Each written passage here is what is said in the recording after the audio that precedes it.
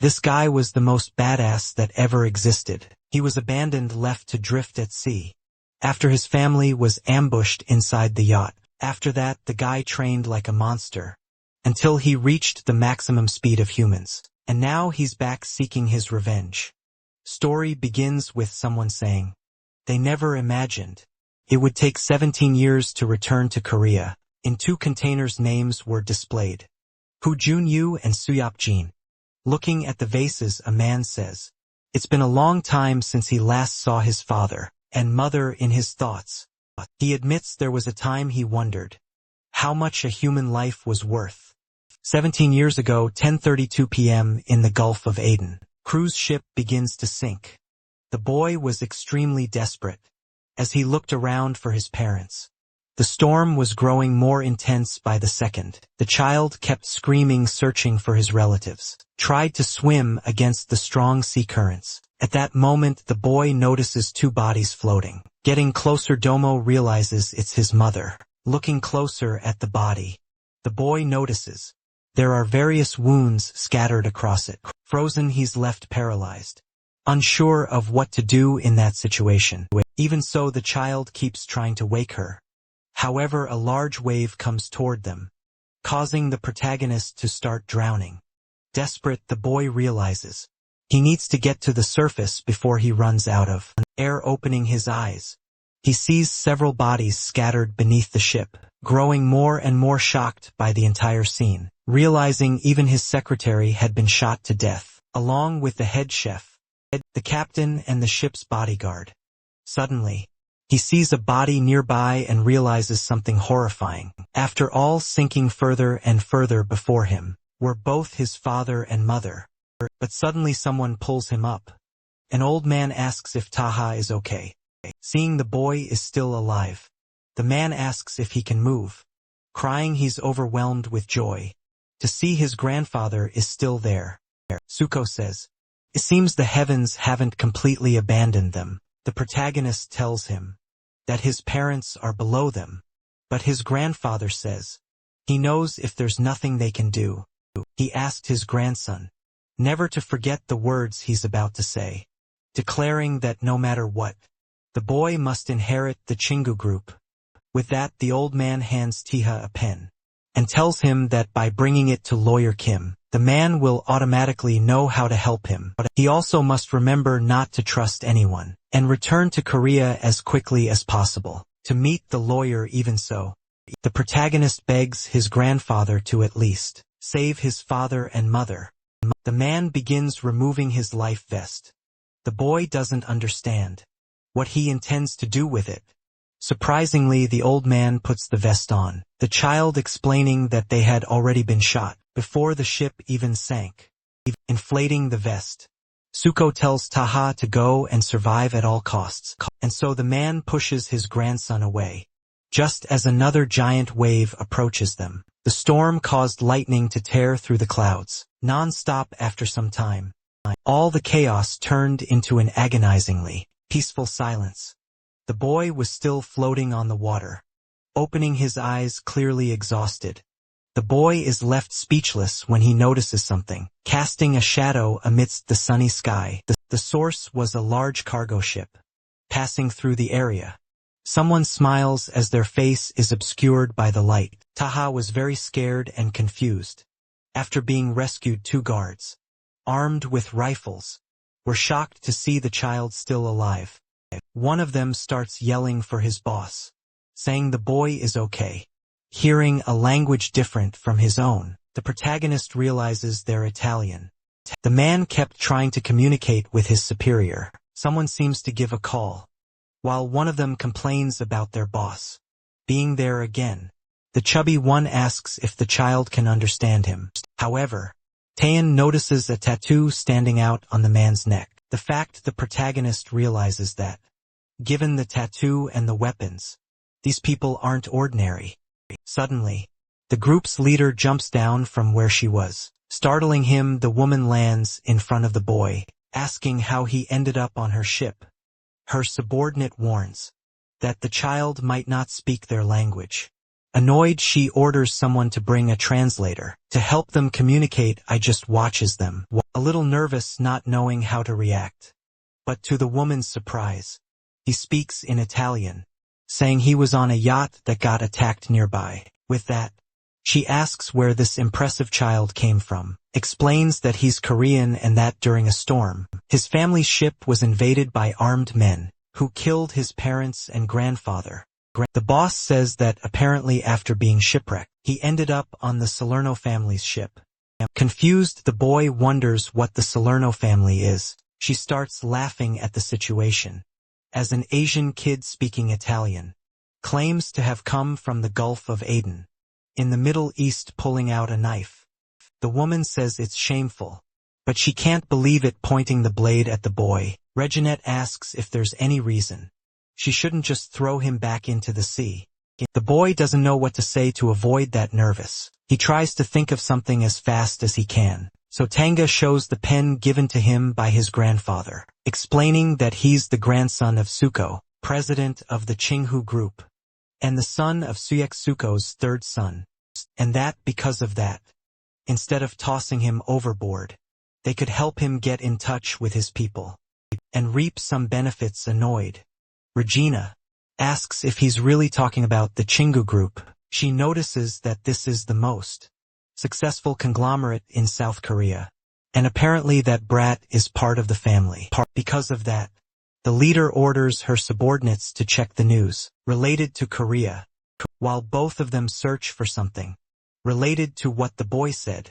The woman asks if the child speaks any other languages, and informs them that he speaks Cantonese, English, Japanese, Arabic, Spanish, Hindi, and Esperanto, claiming to be fluent enough for basic conversations. One of the men says he found some news from Korea. Regina smiles, realizing that this is fascinating. She says that if the boy wants to contact someone from Korea, he can ask them.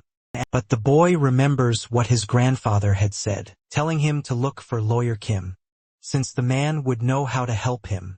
The protagonist states that he needs her to contact someone outside of his family in Seoul. At 1 a.m. someone answers the phone asking who it is. The person says they're calling from abroad, notifying that they will only speak in English, asking if he is Lawyer Kim. Regina says that from the photo she sent, the lawyer must have realized she has the precious grandson in the group with her, asking if she should send him back to Korea. However, the old man questions what she means by that. She makes an offer of $10 million, saying they should meet in the Panama Canal for the exchange. However, the guy claims he's too busy to negotiate, so he makes a counter offer offering $1 million. Putting his drink down on the table, he picks up a microphone that was nearby, swearing and stating there'll be $1 million, while dancing with some people. The man says he'll pay $1 million if she kills Taya, ordering the woman to kill the boy and send him video proof within the next 5 minutes. Shall receive the $1 million as a reward. Regina asks what would happen if he didn't send her the money after the deed while everyone watches. The lawyer assures her that he only needs to tap his phone 3 times to send such a small amount. Besides that, if she doesn't do it, Kim says he'll reveal to the press that they were responsible for the attacks. Ending the call, he tells his superior that there's no need to worry, as he's contacted some mercenaries close to them. Thanks to that, the Chimgu group now belongs entirely to them. The boy was still paralyzed by everything he had heard. After all, that man wants him dead within the next 5 minutes, making him even more frightened. The woman says that apparently that's just how things work. Because of that, her reason for keeping him alive is gone. Terrified, Taya starts begging them not to kill him, but Regina claims that he's no longer a member of a wealthy family. Besides, they're probably already preparing his funeral, asking if the boy knows what that means, claiming that this is quite common in her world. People kill others to take their assets and achievements. Horrified, he complains about why his uncles and relatives are planning to kill his entire family. Both guards talk among themselves, saying that their boss won't kill him, even though she's having fun provoking him. Trembling, he can't believe he survived the sea, only to die at the hands of people he doesn't even know, wondering what Chien Hu really means, and if it was worth killing his parents and grandfather for the positions they held. And suddenly, someone enters the room saying they're under attack. The guy informs them that 3 patrol ships and a heavily armed military helicopter have appeared. She asks if it's Interpol, but the man says no and explains that they're ignoring all radio transmissions. Regina doesn't understand what's going on. After all, it would have to be someone crazy to do something like that. Looking at the child, she finally understands the culprit, realizing that those Koreans must have contacted those people to find that boy out of nowhere. Take stabs his right hand with a pen. No one understands what the child is trying to do. He says that the Chingu group will never give her the money. Furthermore, the woman has nothing to gain from killing him. The Salerno family's trade leader is surprised to see the boy's reasoning. The protagonist begs to join them, claiming he will be loyal for the rest of his life if they help him get revenge. The woman wonders how he learned the Salerno insignia. The crazy woman starts laughing, hysterically excited. Regina tells Matteo to get ready, because the show must begin. Before leaving, she asks if the boy understands the weight of his words, asking if he truly wants the power of revenge, even if it means staining his hands with blood. Remembering that his grandfather had said that, no matter the means, he must inherit Chien-gu at all costs. Determined, the protagonist simply nods an affirmation with a smile. She says that barking dogs rarely bite, but even so, this was quite interesting. Crazy woman kicks the door open, telling them to follow her, claiming that from that point on, the boy's life belongs to the Salerno family, so he will live and die for them. Therefore, he must watch closely because that is his future. Tada truly observes, frozen by what he sees. With that, 17 years pass and he finally returns to Korea. The boy asks his father and mother to protect him. As he takes his revenge, however, he seems surprised by something.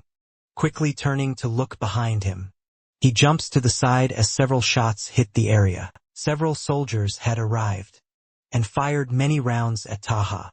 Getting out of some vehicles, someone asks if those insects don't even know how to aim. A Chingu group security guard and manager tells them to look for the senior administrative director, saying that he doesn't know the man. No, but he must be insane to think he could kidnap a chief. Who director, one of the subordinates, tells the manager that they found the car they were looking for. He tells everyone to be careful when opening the trunk, as the director is still alive, while ordering them to check his injuries. A large explosion occurs. The guy gets angry at the audacity of placing a bomb there. But suddenly, half of his men have their heads decapitated. When he finally looks back, the rest of them are also killed. Extremely quickly, Taha had defeated them all in an instant. Man of his is a small cut on his waist. Nervously, he sees that it was thanks to protective vests, trying to attack the protagonist. The bald man calls him a little insect. However, the boy tells him not to think. He's the only one with something to say. Quickly, he lands another strike on the back of his opponent, launching an attack that splits him in half. As he collapses, Jang wonders what that was, unable to understand how that man managed to do such a thing, complaining about who that monster really is. On the other hand, the protagonist didn't seem pleased by it. He begins to clean his daggers as he walks away, heading toward a luxury car, and grabbing a bag that was in the back seat. He then walks to the trunk, wincing. The director begs Tiha to let him go, claiming he was only following orders. This was the former lawyer Kim, the one who had ordered his death, stating that he had no reason to kill the chairman. However, the boy opens the bag and throws several bills on top of the man, saying that this is the 1 million. After all, that money probably was never delivered to him. Frightened, the man asks what money Taha is talking about. However, the director remembers that day.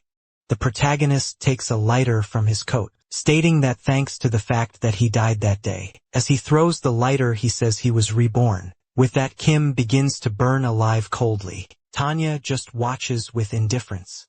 After that, he calmly picks something up, putting the cigar in his mouth. The protagonist mentally tries to speak to his parents and grandfather, apologizing for having taken so long, pleading with them not to worry and just to find peace, saying that from that day on, he will carry all their pain. After some time, in the middle of the city, a modern building stood out among the others. The protagonist was moving quickly, determined to do something. Some men questioned where he thought he was going, as they prepared to shoot to stop him. However, the madman simply killed the two of them quickly. Even so, Theo didn't seem bothered by the setback. He continued walking calmly through the hall. Seeing the situation, a man sat on the floor, terrified by the scene, frightened.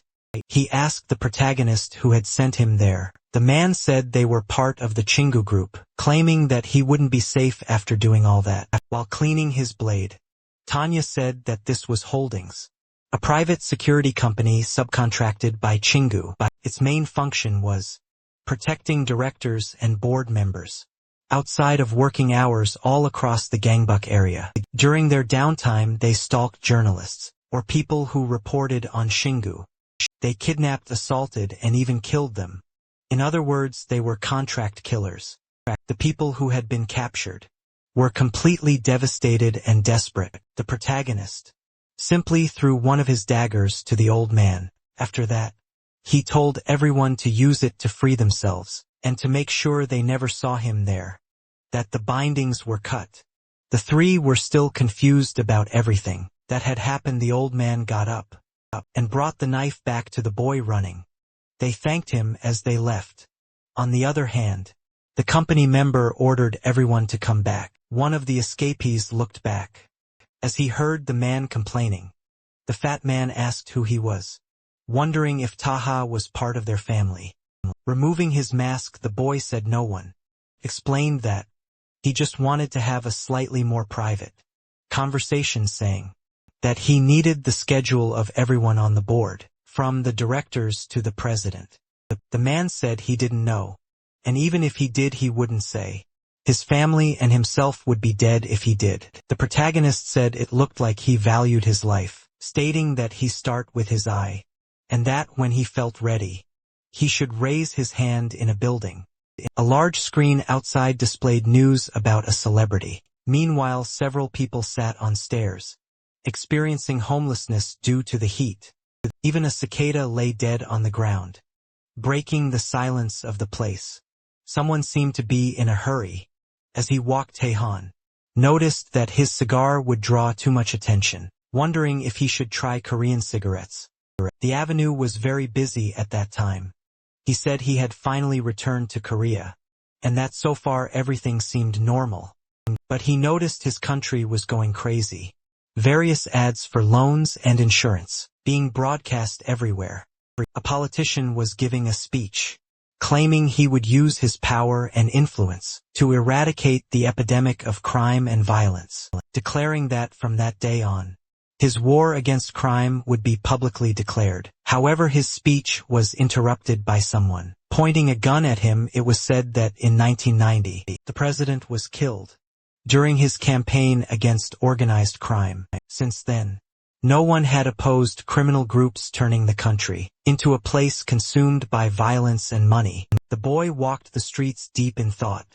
Thus, the Chang-Hu group allied with criminal organizations to bribe the media and suppress competitors. They invested in entertainment and sports, making the population lose interest in politics. So much so that even a dog could become a candidate. Even so, people kept saying that the Chingu group was a company that benefited the people. Taeyong entered a store calmly. Clerk welcomed him. Both he and another guy asked for a pack of this. They stared at each other for a moment, unable to understand how such a coincidence could happen. A bit irritated, the protagonist decided to change his choice. However, they both had the same idea and asked for a plus at the same time. Once again they looked at each other suspiciously. Awkwardly the woman said that, unfortunately, they only had one pack left. Tata sighed deeply, clearly annoyed by the situation. As he left, he asked the clerk to give the pack to the other man, saying he'd be fine without it. The man kept staring as the boy walked away. After the man made his purchase, he found the protagonist outside, who politely asked for a cigarette. However, he asked if the boy couldn't go to another convenience store. Teva explained that it had been a long time since he was last in Korea, so he wanted to try it quickly. The guy gave up, trying to avoid him as he handed over a cigarette. He said he couldn't believe someone wanted to try that tasteless thing. As they walked, the man said he'd get a fine if he smoked there, so he recommended waiting until reaching a smoking area. Observing him, I had admitted that when you've been in the mafia for about 17 years, a simple glance is enough to assess a person. So, assuming that guy was strong, just as strong as the ones he faced abroad, he wondered if people like that were common in Korea. Also leaving, the protagonist declared he hoped not to meet him again, where the protagonist had committed the massacre. While smoking, he calmly observed one of the bodies kneeling down. The guy took a closer look at the corpses, noticing they were all fatally wounded by stab wounds, from a blade similar in length to a sashimi knife. Putting out his cigarette in the pool of blood, he picked up his phone and called his employer. His boss reminded him he had already said not to call at that hour. The man asked if he had a meeting later. He advised that the best choice would be to cancel the appointment. After all, the assassin who killed Director Kim might be after him. The man sipping his wine calmly asked what was going on. Subordinate explained that he had gone to the security company and found them dead from the injuries. It looked like a solo attack. Besides the assassin not being ordinary, it was very likely he knew exactly where the meeting would be held. But his boss said that an emergency family meeting was a tradition in the Chingu group, asking if his subordinate really believed someone would invade a meeting known only to family members. He said he sent him so he could hunt that man discreetly. Lost in thought, the man realized the wounds from that knife reminded him of something. Remembering the protagonist asking for a cigarette from his hands, as he took the cigarette, stating that if he doesn't use knives, there's no way he could have gotten all those scars on his palms. With that in mind, the man asks his boss if there's anyone in his family who's good with knives. Laughing, the man says, those people can barely slice an apple. Besides, everyone is present except for the children. If he offers another 100 million for Homan to guard the place and ensure its safety leaving the office, Homan says he'll go to the meeting. Still, he asks for the security to be reinforced. Annoying, his boss just says he understands, handing his phone to another employee. A man mutters that that lunatic is just a gangster and still thinks he can give him orders. As he walks down the hallway, he straightens himself up and gets ready for the meeting. Arriving at the meeting, he greets his boss and asks when the president arrived. Talking on the phone, Human informs the leader of his gang that he plans to help the Chingu group for one more day before returning. However, he's called a traitor. Instead of getting angry, he asks if his boss has been drinking.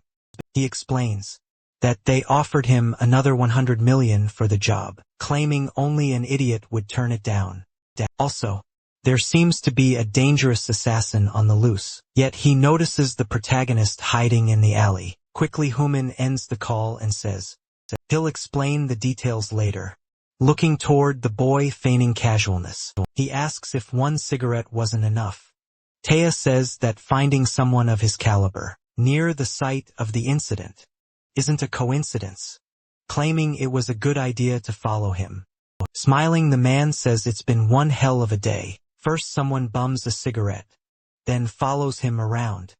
He admits he can't believe he didn't notice him, saying, it's the first time something like that has happened.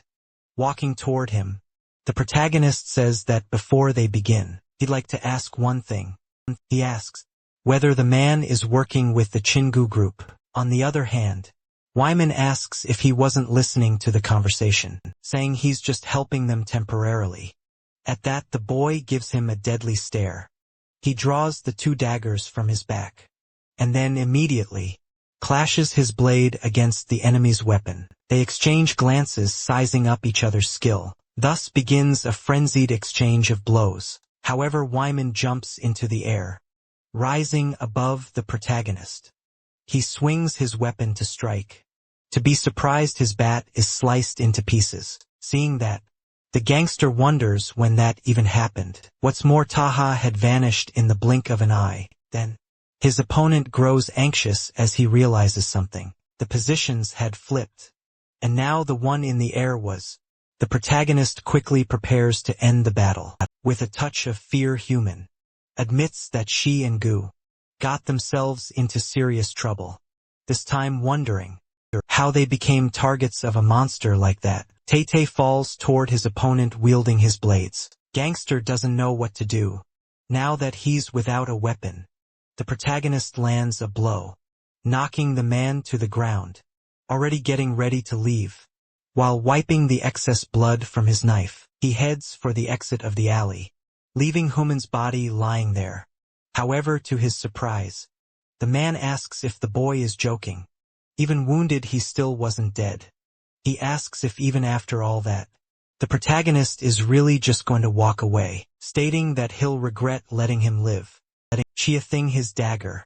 Taiha explains that he has his own principles, warning that if he were with the Chin-Hu group, he'd already be dead.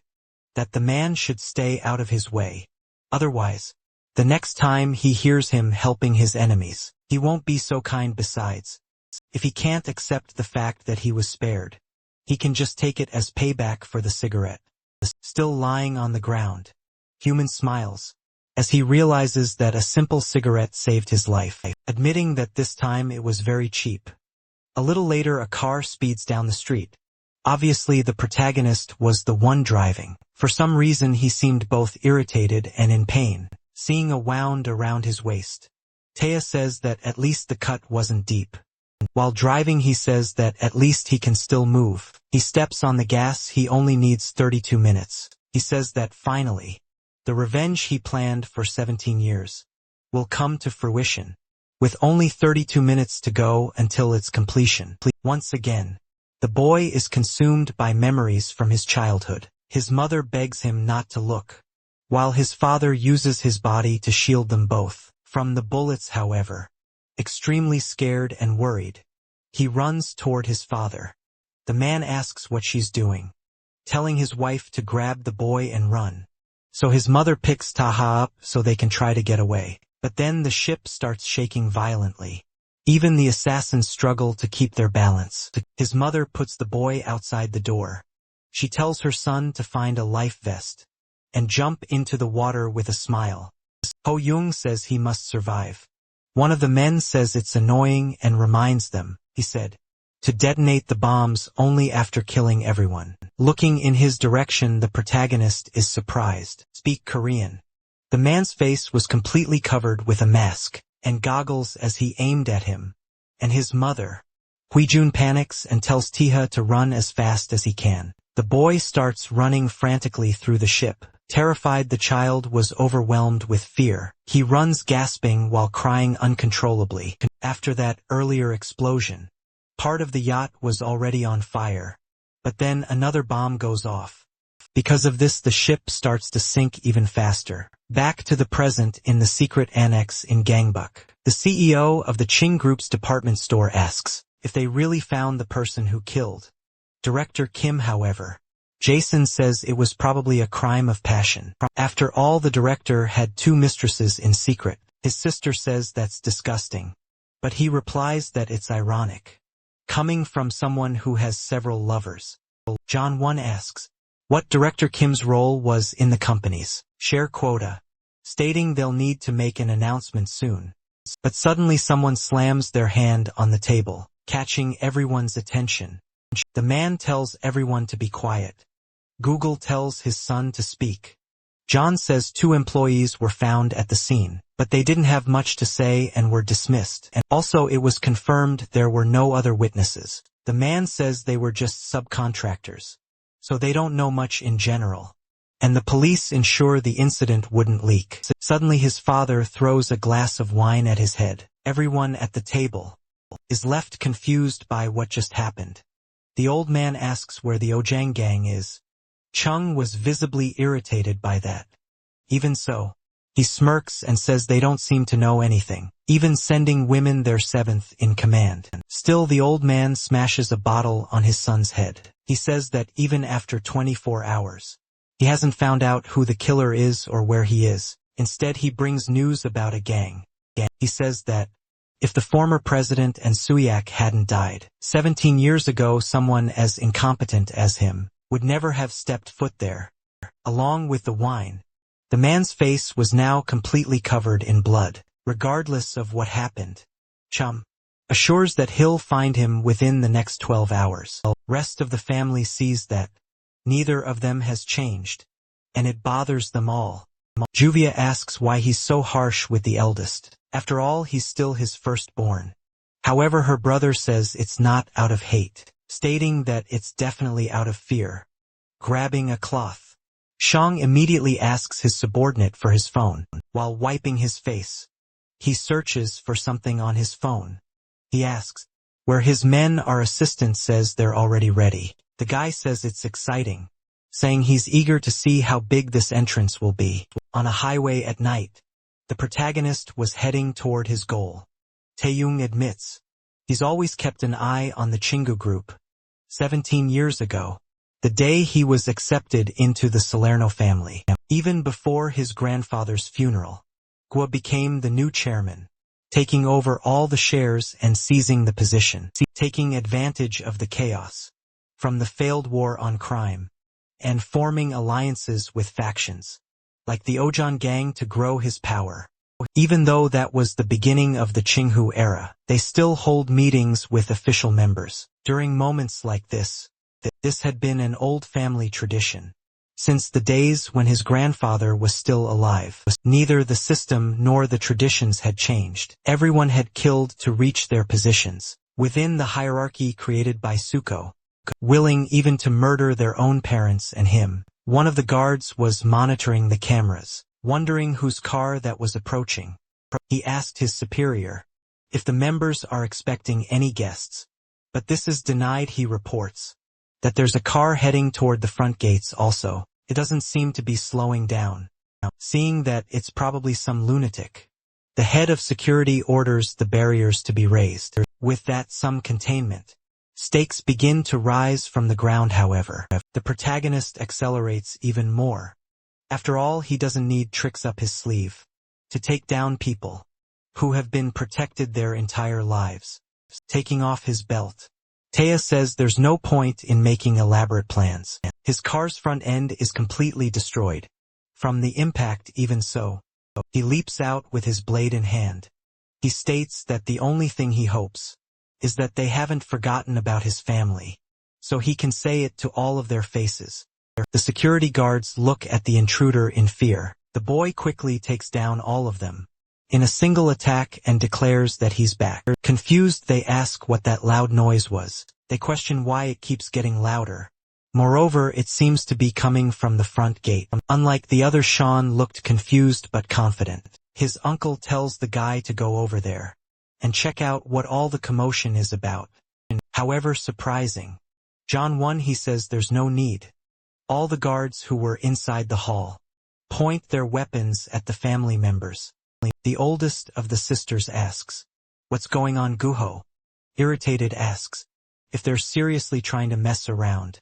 At a time like this, however, his son calmly stands up while wiping his mouth. The old man asks if he's really going to go through with it. With a smile, Chung claims that his father always expected this to happen. Sooner or later, that was the reason his father was always angry with him, because he was afraid he'd end up like his grandfather. With a terrifying look, the madman says that after all, the one who killed his grandfather and uncle was him. Meanwhile, the protagonist passed through the gates, saying that his revenge was finally about to begin. The guards point their weapons, asking if this is some kind of ambush. Jason asks if his nephew has gone mad.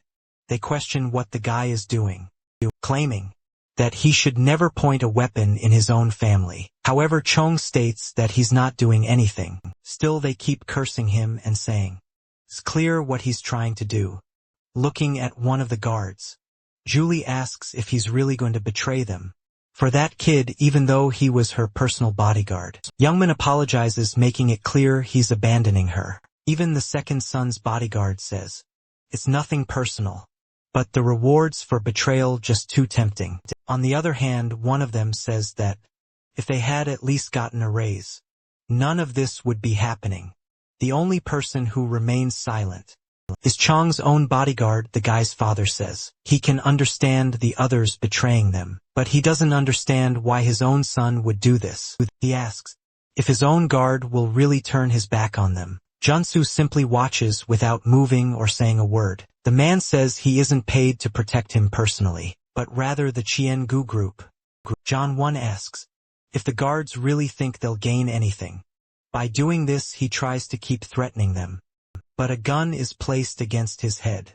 His own bodyguard kills him in cold blood. With that, the two remaining brothers become desperate and beg for mercy. However, gunshots echo through the hall as blood spreads everywhere.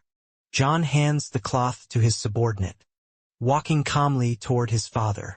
The old man admits he already expected something like this to happen someday, ever since the day his other son died of acute leukemia, and shortly after that his wife asked for a divorce, without wanting a single cent.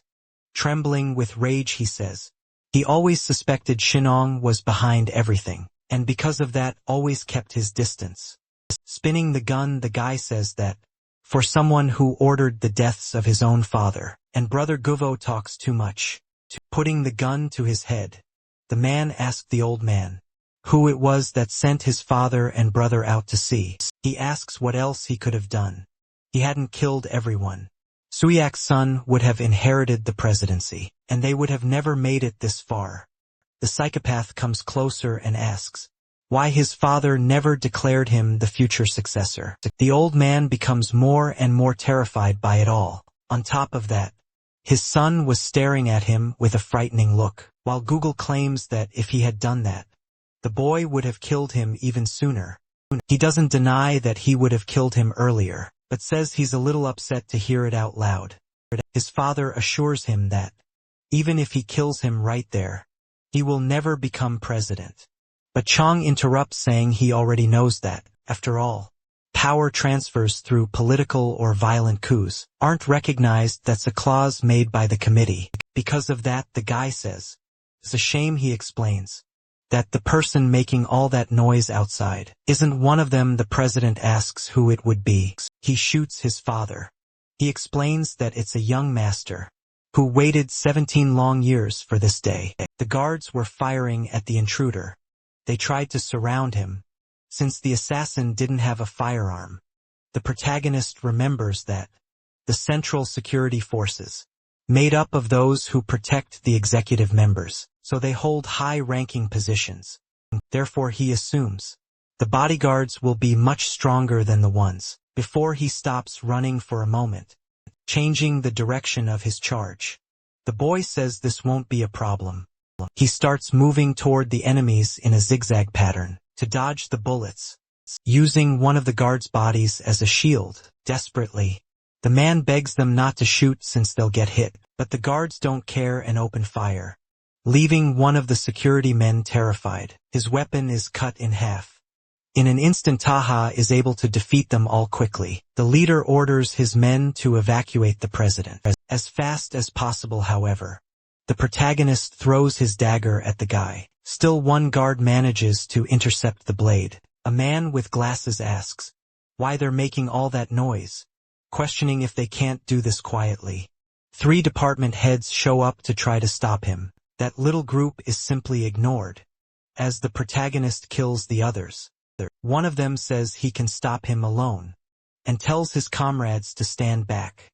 However, even though he's extremely strong, Taha is struggling with the wound he received earlier. With each passing minute, the wound seems to be getting worse. Snapping back to reality, he realizes His opponent's fist is already dangerously close to his face, so his only option is to block the attack. As he's thrown backward, he manages to regain some balance. But unexpectedly, a shadow looms above him. The man asks how he dares attack that place and worse, gets distracted while invading his territory. However, the protagonist agrees and says, "There's no time to be distracted by wounds," launching a strike straight at the man's chest, startling his companions as they witness the sudden defeat. Quickly, Taya throws his remaining dagger at the two gore left. Neither of them looked as confident as before. Surprisingly, the intruder had already landed a hit on the man who had defended against his ranged attacks. Shiloh can barely keep up with him with his eyes. Grabbing one of the knives he had thrown earlier, the protagonist slices off the head of the last department head. Thanks to that, he had defeated all the outside guards. As he walks for the entrance, he spots his second dagger, picking it up calmly as if no one else were there, wiping off the excess blood. He admits it took longer than expected. Even so, the place is eerily quiet. He wonders whether they escaped through a secret passage he didn't know about without knowing what awaits him. The boy begins to walk through the house, finally arriving at the room where everyone was dead, and only Chong remains seated amidst the blood. He welcomes him. He also congratulates him for making it that far, asking if he wants to sit down to catch his breath and rest a little. Seeing all that, even a protagonist doesn't quite understand what's going on, observing Jason's body with a bullet wound in the middle of his forehead. The same goes for his aunt, Ju Hui. Even John Won had met the same fate. The current president was also dead. Standing up, his cousin says he's in better shape than he expected, claiming that modern assassins should take better care of themselves. Formally greeting him, Chum asks if he recognizes him. On the other hand, the protagonist simply says the man's name and mentions that he's Guho's eldest son. Laughing, the madman says he doesn't remember them being so close, that he called his father by his first name.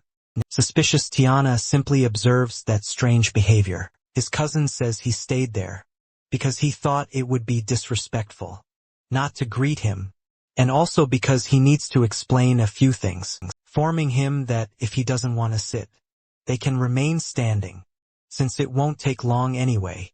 Sean asks if the boy remembers that day 17 years ago, the day he was rescued by the Italian mafia. Interrupting him, his bodyguard says that the helicopter is ready, saying they should leave soon, as it's too dangerous to stay. Annoyed, the guy says he had asked her to only call him once he was done talking. However, Tahat is suddenly surprised by something, clearly showing he wasn't expecting that at all, saying he recognizes that voice. The voice of the one who killed his family 17 years ago, remembering the man who pointed a rifle at him, and his mother, the person who complained about the early explosions, while laughing beneath a mask. Extremely angry, Taha asks if he was that worm. The madman begins trying to hold back his laughter, saying there's not much left to say, telling the protagonist to stop talking to him so casually after all is making him feel like killing him. Charging forward, he dares the guy to try, since his goal from the beginning was to wipe out the whole family. But his cousin starts saying, there's a saying that goes, when in Korea act like a Korean, telling him to change his speech. Annoyed, Taeyong starts trying to understand what exactly is going on. Realizing that Chong knows he survived 17 years ago, and also knows about him being a Salerno assassin, he wonders why he waited until his return, minus 17 years after the event, to make his move. Try and get the boy's attention. The guy asks him to really listen, saying he's about to begin. Only then does Tyler realize that the madman doesn't want to pull off a coup. He wants to blame him for the attack, claiming he led it, so that he can successfully take the presidency. Johnny Oak tells the young master that they don't need introductions. The protagonist simply raises his dagger. The bodyguard starts shooting at the boy. However, the assassin manages to deflect all of them, using his blade to redirect the path of the projectiles, quickly closing the distance between them. However, another guard lands a harsh blow on the boy, even though he knew there would be more. He couldn't predict the strike. Unlike the other, the man introduces himself as Juno Park, avoiding being cornered. The young master swiftly moves back, stopping in front of his opponents. Wasting no time, Junior begins shooting him again, admitting that he's faster than the rumors claimed. He could dominate track and field if he went pro. His partner blocks the protagonist's escape, and even he gets a little nervous about the situation. Juno asks if flexibility is the young master's secret to success, quickly launching a frantic series of attacks. Tae realizes they are strong, completely different from the ones he fought outside. However, if it weren't for that injury, he might even be able to fight them without issue. Noticing that Chong seems to have let his guard down, and that this might be the only chance before guard, Jumpsu arrives besides. If the woman beside him is Dan, there are 3 guards in the room, yet there were 4 members at the meeting. Unexpectedly, his thoughts are interrupted, as Juno prepares to attack him. Thanks to the reflection in his opponent's pupil, Taha identifies the 4th guard. Yaman was holding a sword, preparing to strike him from behind. To the surprise of them both, he vanishes between the two. They can't understand how that's even possible. Kneeling on the ground, the protagonist realizes this must be the last one. The guy complains about being reflected, blaming Juno. But his companion says that if it were that easy, the boy would already be dead.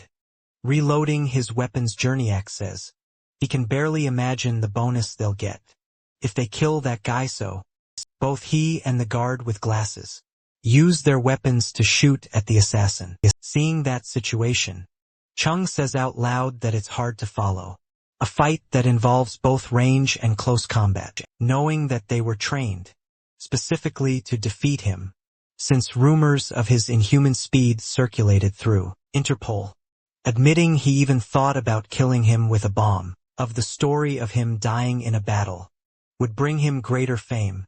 Juno positions himself in front of the boy, intending to stop him from escaping. Johnny Oak says it doesn't matter how fast he is. It's all over now that Taha has been cornered. With that, the guard uses his brass knuckles to try to land a blow. The protagonist didn't have much to do, only watching the attack coming at him. His cousin thanks him for the show, while smiling malevolently. After being struck by the enemy's fist, he slammed against the wall, causing it to crack entirely. Flashing back to 4 years ago, Regina was scolding him and asking what the hell that was saying. She told him to take care of the traitor, not use him as pain for the walls. Even she started vomiting upon seeing the scene. Still yelling, the woman says that with his speed, he could have done it. Silently recalling the day they saved him, she says she understands his anger, since Lorenzo always treated him well. But killing someone like that will only spark a thirst for revenge. That's why, as his mentor and spokesperson for the Salerno family, Regina asks him never to do something like that again. However, the protagonist didn't seem happy or remorseful. Still, he says that this way people will never forget. Confused, she asks what Taha is talking about. He explains that if they kill traitors silently, their deaths won't serve as examples, saying that everyone needs to know what awaits them if they betray the family. Rumors must spread in exaggerated and distorted ways, thus gradually reducing the number of traitors, because otherwise it'll always be an endless battle. The woman asks if he chose the path of violent deaths to prevent greater bloodshed. Aside from where he was standing, everything around him was stained with blood. She says, it's absurd for such a thing to come from a boy, standing in the middle of a river of blood, without a single drop on his face. Interrupting her own thoughts, Regina says that apparently, being an assassin really doesn't suit him. Back to the present moment, Juno freezes, as a glint appears in the middle of his chest. The guy starts coughing up blood, while that glint keeps shining. Even Cheyenne and his bodyguard are surprised by it. The protagonist had slashed the guy brutally. With a threatening look, he faces his other opponents. Frightened young man quickly points his weapon. However, in an instant, his eyes pierced after being struck. The man admits to himself that they underestimated this guy. Besides his speed, he's strong. Moreover, those who truly saw his skills never lived to tell what they were like. Even while showing all that ability to keep fighting, Taeho was even more injured, and his wounds were getting worse. Jumiak was desperate. No one told him his strength was this immense. However, Junsu appears and calls out to the woman, asking her to take the master outside, claiming he'll follow soon. Seeing that the boy is surprised, noticing that his cousin is trying to escape, he shouts the guy's name, slashing both of Jumia's weapons, and rushing toward the elevator. Sean leans his head out to see what's happening. With uncontrollable rage, Taeyong demands to know where he thinks he's going, when their standoff isn't over yet. However, blocking the entrance stood Junsu, who greets the young master. Taeyong is surprised to see that the president's bodyguard had arrived still. The boy leaps forward demanding he get out of his way, but surprisingly, the man stops both blades with a single hand, preparing to punch him. The older man notes that the boy has grown a lot, admitting he's impressed with that. The man lands several blows, all over the protagonist's body. Almost all of Taeyong's ribs end up fractured. Consequently, Taeyong begins to spit blood from all the damage, crushing the blades with his hand. Junsu declares that unfortunately, this will be his end, landing a punch in the same spot. He sends the assassin's body flying. However, the old man is surprised to see that his clothes have been torn. Looking at his subordinate, he orders Jungyo to get up, saying he knows he's fine. Nervously, he admits he thought it was over for him. The old man warns that the building will explode soon, telling him to grab his partner and leave. Lying on the ground was the protagonist, who appeared to be dead, reaching the rooftop. The president's bodyguard walks toward the helicopter. Chung asks if he completed the job. The man confirms and says he'll blow up the building as soon as they take off. Johnson says he'll handle the preparations for takeoff, but the man tells him to just keep the door open and get them in the air, putting on his headset. The bodyguard warns that they'll fly straight into the helicopter, so he suggests closing the door. However, the psychopath insists he needs to see it, claiming he waited too long for this moment. With that, the helicopter begins to ascend. As Chong stands in front of the door, he calmly watches as he smiles, cursing and saying he always hated that house, as he complains about how annoying and hypocritical his family was. Dalin and Junsu exchange looks. Suddenly, the madman remembers when the protagonist said things weren't over between them. With a grin, he calls him a poor child. After all, he lived for his revenge and ended up facing the same fate. He asks if they knew that the word family comes from the Latin famulus, meaning slave, holding the detonator in his hands. He asks everyone to witness how he will change Chingu from now on, completely destroying the mansion of those secret meetings. Inside, Taeho was lying on the floor unconscious, still dazed. He realizes that the sound is from the helicopter and acknowledges that it's all over. Changing his mind, he declares that there's still time. Meanwhile, Chong watches the explosion, throwing the detonator down. He says they really wrap things up with a bang.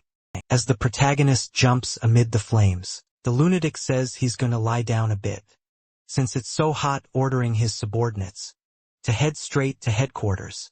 But Taylor strikes him with his knife. However, he only manages to hit his calf. His cousin starts screaming in pain. Both guards rise, alarmed by the situation. Furious, his cousin calls him an insect and demands to know what he's doing. Protagonist asks if he really thought he could escape after destroying so many families, because he's hanging from the knife. His weight causes it to tear Chong's leg even more, as the blood gushes. Taya says he will kill him no matter what. Dion grabs her weapon and asks her master to step back. However, the lunatic takes the pistol and says he'll do it himself, pointing the gun at his cousin. Jung asks if he really thinks he's the hero of the story, insisting that he is the main character. He calls him a thug and tells the boy to die. As he falls, Taeyong manages to avoid the fatal shots, though he is hit elsewhere. As a result, he goes into free fall. Immediately after they close the helicopter door, his bodyguard calls the hospital, reporting that they have an emergency. Our protagonist was falling from an absurd height. Luckily, he crashes into a tree, slowing his descent. Even so, he hits his back against the wall of a house. He lands on a truck rolling down near a stream. Someone passing by on a bicycle ends up seeing the scene. The person stops and looks toward him. It was one of the victims Taha had rescued from the security company earlier. But the guy notices that it was the man who had saved him. Given the state of his body, he wonders if he arrived too late. But then he hears a plea for help. Looking again in Taha's direction, tries to look more carefully. The protagonist was asking for help. Barely able to stay conscious. Even extremely wounded. He kept saying it wasn't over yet. And kept pleading for help. On a messaging app, someone had sent an 11-minute voice message. The person was requesting backup, stating that the guy had refused the breathalyzer test 3 times and kept insisting he was Congressman Kim. That man was typing something while listening to the audio of former Director Kim, using his influence to threaten the police. He asked someone if that voice and name were clear enough. Person questioned where the director was at that moment. The young man replied he was probably at the police station giving a statement, and would soon head home.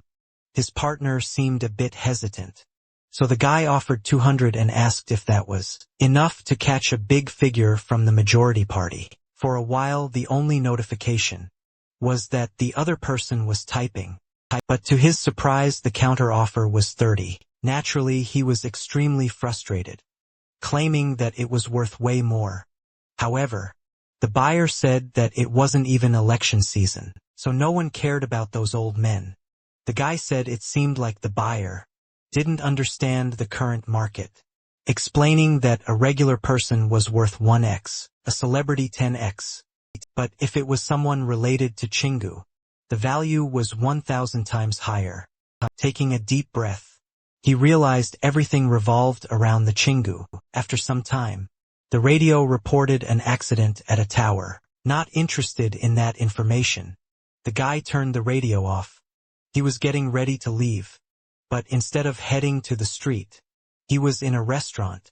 The owner was already getting things ready to open. The woman warned the boy that he'd be late. If he stayed there, the boy said he was fine and would make it on time if he went by skateboard, so she told him to eat something. However, if he did, he really would be late suddenly. Someone appeared and said that this chef should stop playing games. A guy entered saying the owner should sell the place before they stop being polite. Baksu asked the boy if he agreed with him. The lady questioned if they were already there in the morning to collect money, claiming that delinquents really knew how to stay busy. She told the boy not to worry and to head to school, saying nothing would change anyway. Even though he was irritated, there was nothing he could do. Grabbing a knife, the thug said she shouldn't say those things so quickly, claiming she was already 2 months late. The guy told the woman to sell the building and gather as much as she could, stating that their interests aligned. She said she'd never sell that place for crumbs, telling him to at least learn basic arithmetic before coming back. Meanwhile, the kid was at his station waiting for his transport. Exhausted from it all, he just sighed.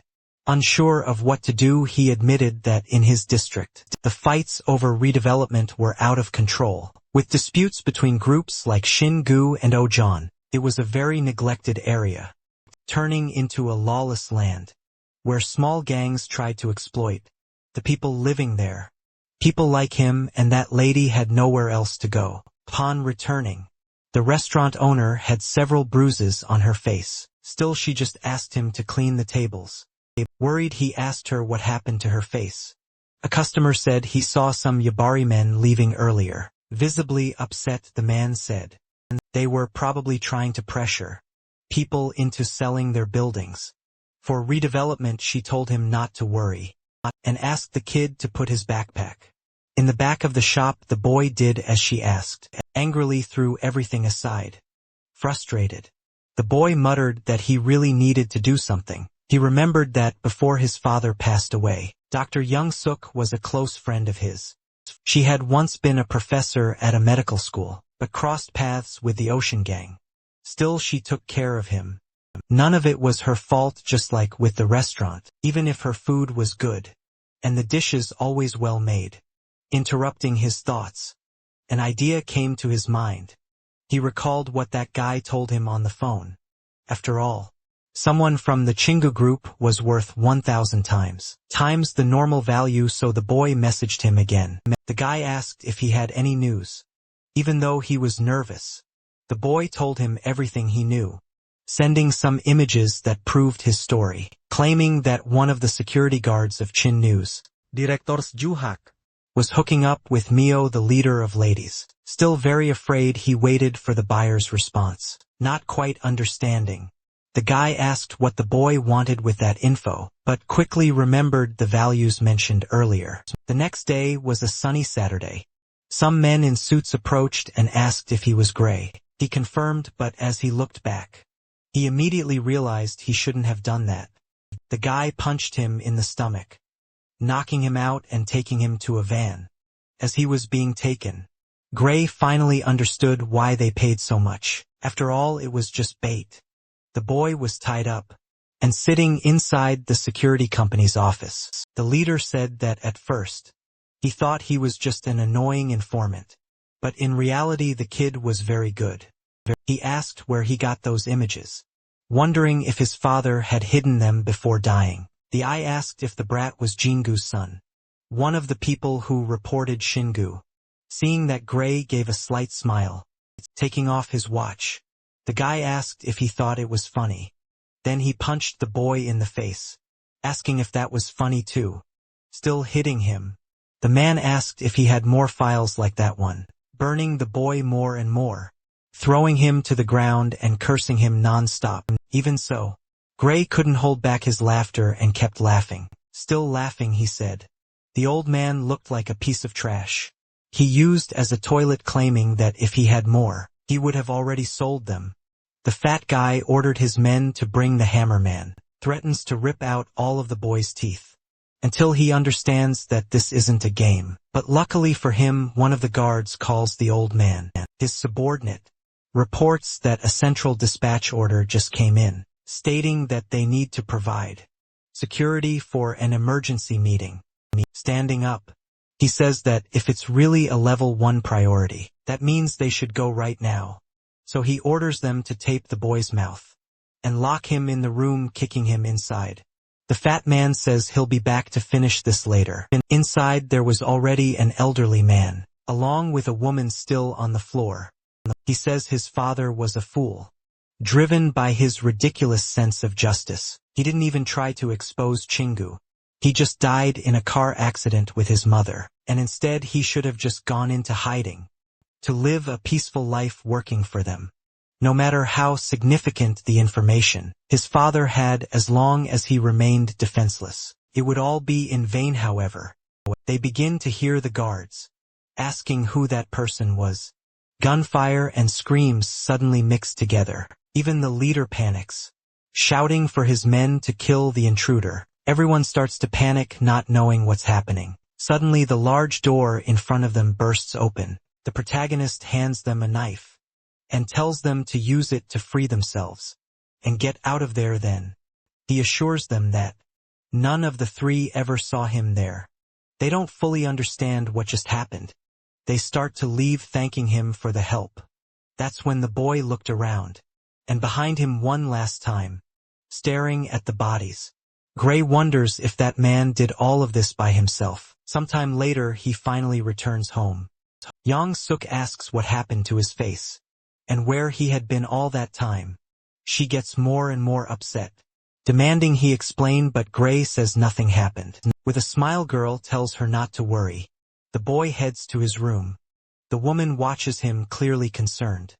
As soon as he enters his room, he collapses onto the floor. Still shaken, the boy wonders if it was the Ojang gang that sent that man there. After all, they had guns. But even so, he killed them with just 2 knives. As if it didn't matter. While opening his drawer to search for something, the boy keeps wondering if that guy was sent by someone. Closing it, he figures there might be something more behind all of this. Suspecting it might be a revenge plot. He remembers the moment the department head mentioned his father, questioning if he had more files related to Chingu. The boy admits that no matter how important the information is, it's worthless unless you have the power to use it. As he accesses the files, Gray says he needs power. The man says it's practically impossible to find him among those folders, just by his face. But then he remembers something one of the subordinates said when he mentioned an emergency meeting. With that, he remembers the Level 1 priority code, accessing the Chingu Partnership Directive. Seeing that it was also noted among his father's folders, he says he finally found it. It's stated that in the event of a significant incident, the executive members would begin a meeting at the Bugak Mountain Annex. However, even with all that information, the actual location wasn't provided. Giving up, Gray says he doesn't care anyway. He doesn't even know that guy. Even so, he says, not everyone who considers Chingu is considered by them in return. On the police radio, the massacre Taha was committing is reported, with multiple confirmed victims. The extent of the damage is unknown, but it's confirmed that the mansion was secretly used by Chingu executives. Getting up, the boy realizes it can only be that man, so he decides to go there, grabbing his bike and leaving in the middle of the night, even though he doesn't know who that person is, nor his reasons for doing all of this. The best decision he can make right now is to go there. That's when he saw someone hanging from a helicopter. After following the sound of gunshots and screams, the boy went in the direction where the person might have fallen. However, upon seeing him in that state, he thought the man was dead. Seeing that blade in his hands and his cry for help, he misses his face as he declares that it's not over. Gray is shocked by all that strength of will. Sometime later, he arrives home screaming for his adoptive mother. As always, she was working. Alarmed, the woman asks who that is and what happened to him. Desperate, the boy begs Yang Suk to save that person. Time passes, the protagonist is already better, and asks who he is and why he was saved. Ray introduces himself and says he buys and sells information, claiming that he's been looking for something specific, lately saying that he hoped to find someone like him. Doubting his words, the protagonist asks if someone like him could really be a data broker. The boy continues, saying he's more like a wholesale information dealer, always providing great intel to his clients. Besides that, his main clients are other info merchants in the financial sector of Uido. He explains that he nearly died after falling into the Goose trap, thinking he was about to meet a fellow informant. Taeyong asks if the boy was one of the hostages from that day, wondering if he was able to recognize him, even after seeing him just once. Ray confirms he did, saying he wants to win an award for the young Miss Data Broker or something like that. With that, the protagonist starts looking around, noticing the things the boy owns. Then he asks how many days he's been there, and the boy tells him it's been 4 days. The man wonders if he really slept that long. Still, he calls for Gray and asks if this supposed broker could find someone for him. But unfortunately, he has to admit he was bluffing, saying it was hard enough just finding him, and he'd need another broker for that. Moreover, finding someone requires a lot of money, and above all, he'd like to ask for something in return for saving him, since he spent a lot on medical expenses. Ignoring all the rest, the protagonist asks if what the boy's trying to say is that he can't find him. Gray asks what the man would do if he couldn't. However, Tana just turns his back and says it's fine. Grabbing his jacket, he thanks the boy for his help, and says he'll erase him once everything's settled. The boy asks if he's really leaving just like that, but the protagonist says he still has matters to take care of. As a final piece of advice, he tells the boy not to interfere or try to stop him, since this won't end with just one kidnapping. Scared, Gray just sits back down in his chair, but soon he smiles realizing that apparently that's how things work. After leaving the boy's room, he notices a strong smell of pork and wonders if that place is a restaurant. Surprising gutaya. Young Suk says the boy shouldn't be up yet. She says he was hit by 22 caliber bullets, making it possible to stitch him up. But his fractures aren't kept still. He'll be lost even if a doctor helps him again. Politely thanking her, the protagonist says she must be the doctor who saved him, and assures her he'll repay her. But she says she's not a doctor, claiming she owns a gakbap restaurant, and asks him not to come back there if his stitches open, so the protagonist heads outside. Looking around, he wonders if this is a market. Ignoring these things, Tenga picks up a phone. Answering it, he says it's not his phone. Gray explains his broke, and until it's fixed, he can keep that one, he says. There should also be a box in his pocket with earbuds, asking the protagonist to use them, taking the device to have his surprised by its size. The kid explains about the battery connection and mic, also warning that the first button on the shirt is a camera. The protagonist says he was very clear, claiming the boy will die if he gets involved with him. However, to his surprise, the boy asks why he's exterminating the Chienbu family, and the kid asked him not to be surprised. After all, even though Korea is a mess, something like that wouldn't go unnoticed.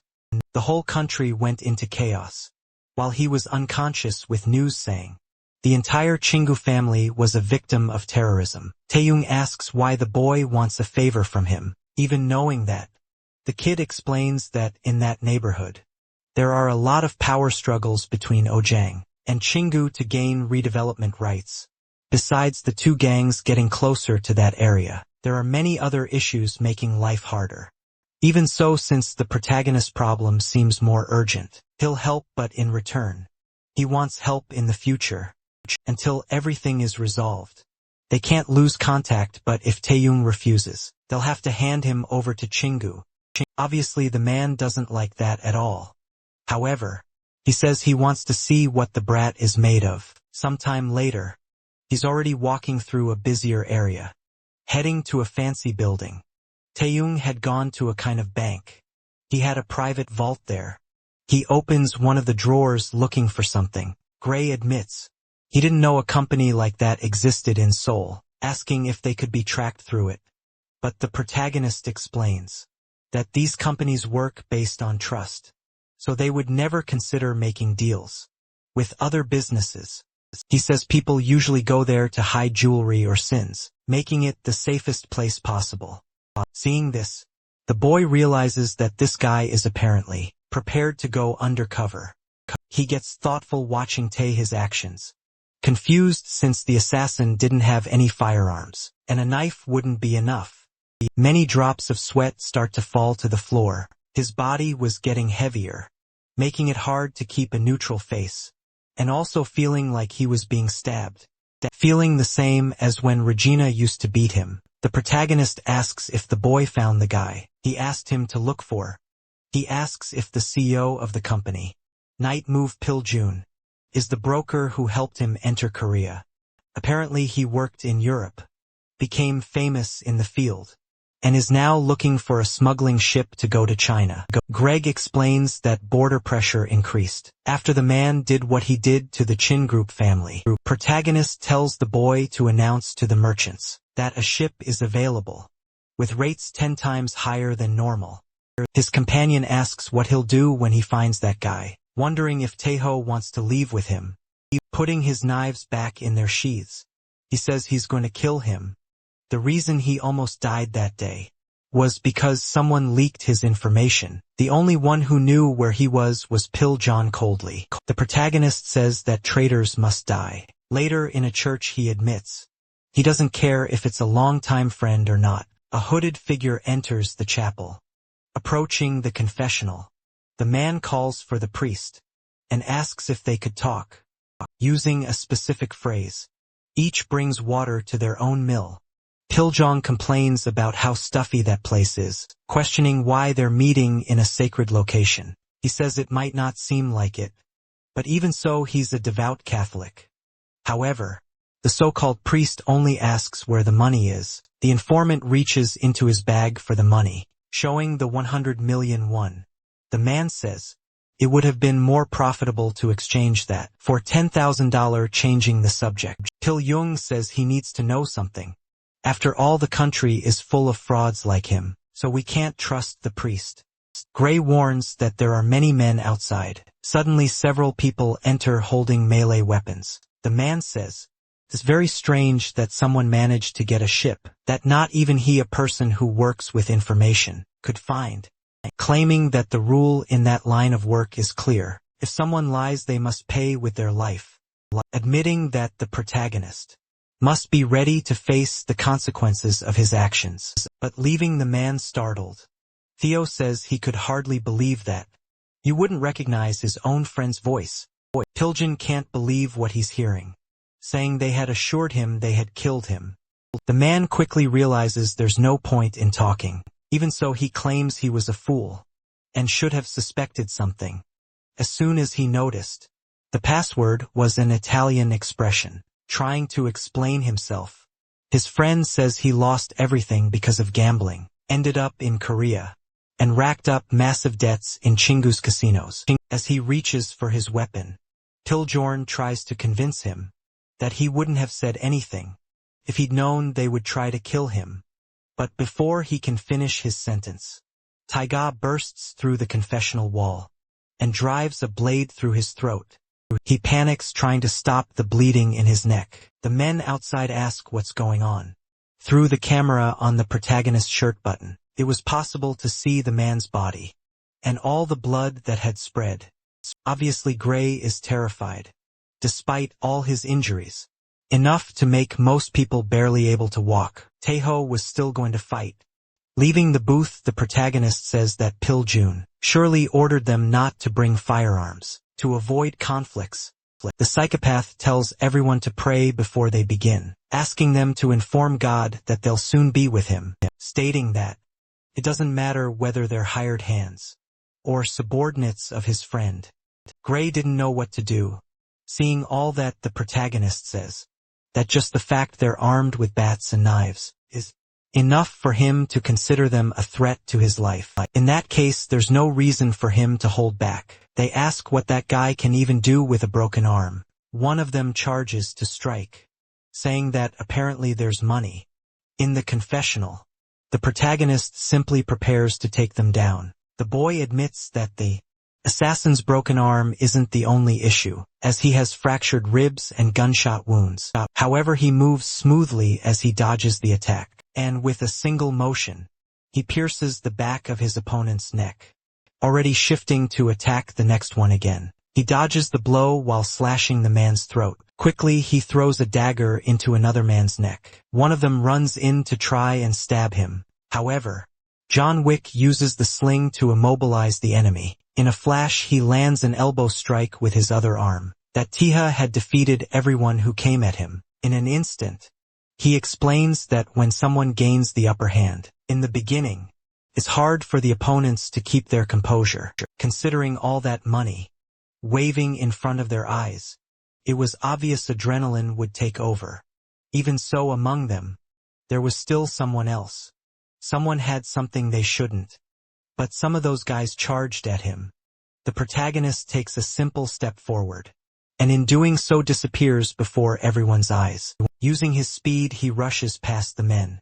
Obviously, his target was to eliminate the one most capable of hurting him. The two who had stepped up to attack him are completely confused. Yu and Gray can't understand what just happened, that the weapon drops to the ground. After his rush, he calmly starts turning to the others, asking who's next. Despite all that chaos outside the church, didn't seem affected in the parking lot. Only one car was parked at that hour. Gray was inside, unable to believe what he had just seen, supposing that man doesn't even seem human, since even with a battered body, he still did all that suddenly. Taeho calls out to the boy and asks if he can hear him. Protagonist asks the kid to go to the confessional and retrieve a bag of money, since he no longer has the strength for it. The brat asks frightened what he's talking about, but the man says he knows he's in the area. After all, he warned him about the men before they even showed up. Gray doesn't know what to say in that situation. Even a bit nervous, he simply accepts the mission. So the boy gets out of the vehicle and heads toward the church. With that, the boy walks up to the door. A bit hesitant, he opens the doors in front of him. The church was completely stained with blood and bodies. Sitting on one of the pews was. The protagonist says he's up there. Even more nervous, Gray begins to walk. Arriving at the booth, he notices the body of the protagonist's former friend. He feels a bit sick after all. There were bodies scattered all over the place. The boy says he called a cab, saying it should arrive in the next 10 minutes. However, looking at his companion, the boy realizes Taha is in really bad shape. He asks what's wrong with him, saying he'll call young Suk and ask her to prepare some medicine for them. But the madman stabs his phone. At that moment, Gray is frozen in fear, taking off a glove. The protagonist says that when he woke up, his clothes and phone had been changed. But the strangest part was that his gloves were still on his hands, obviously. The boy just listens without saying a word.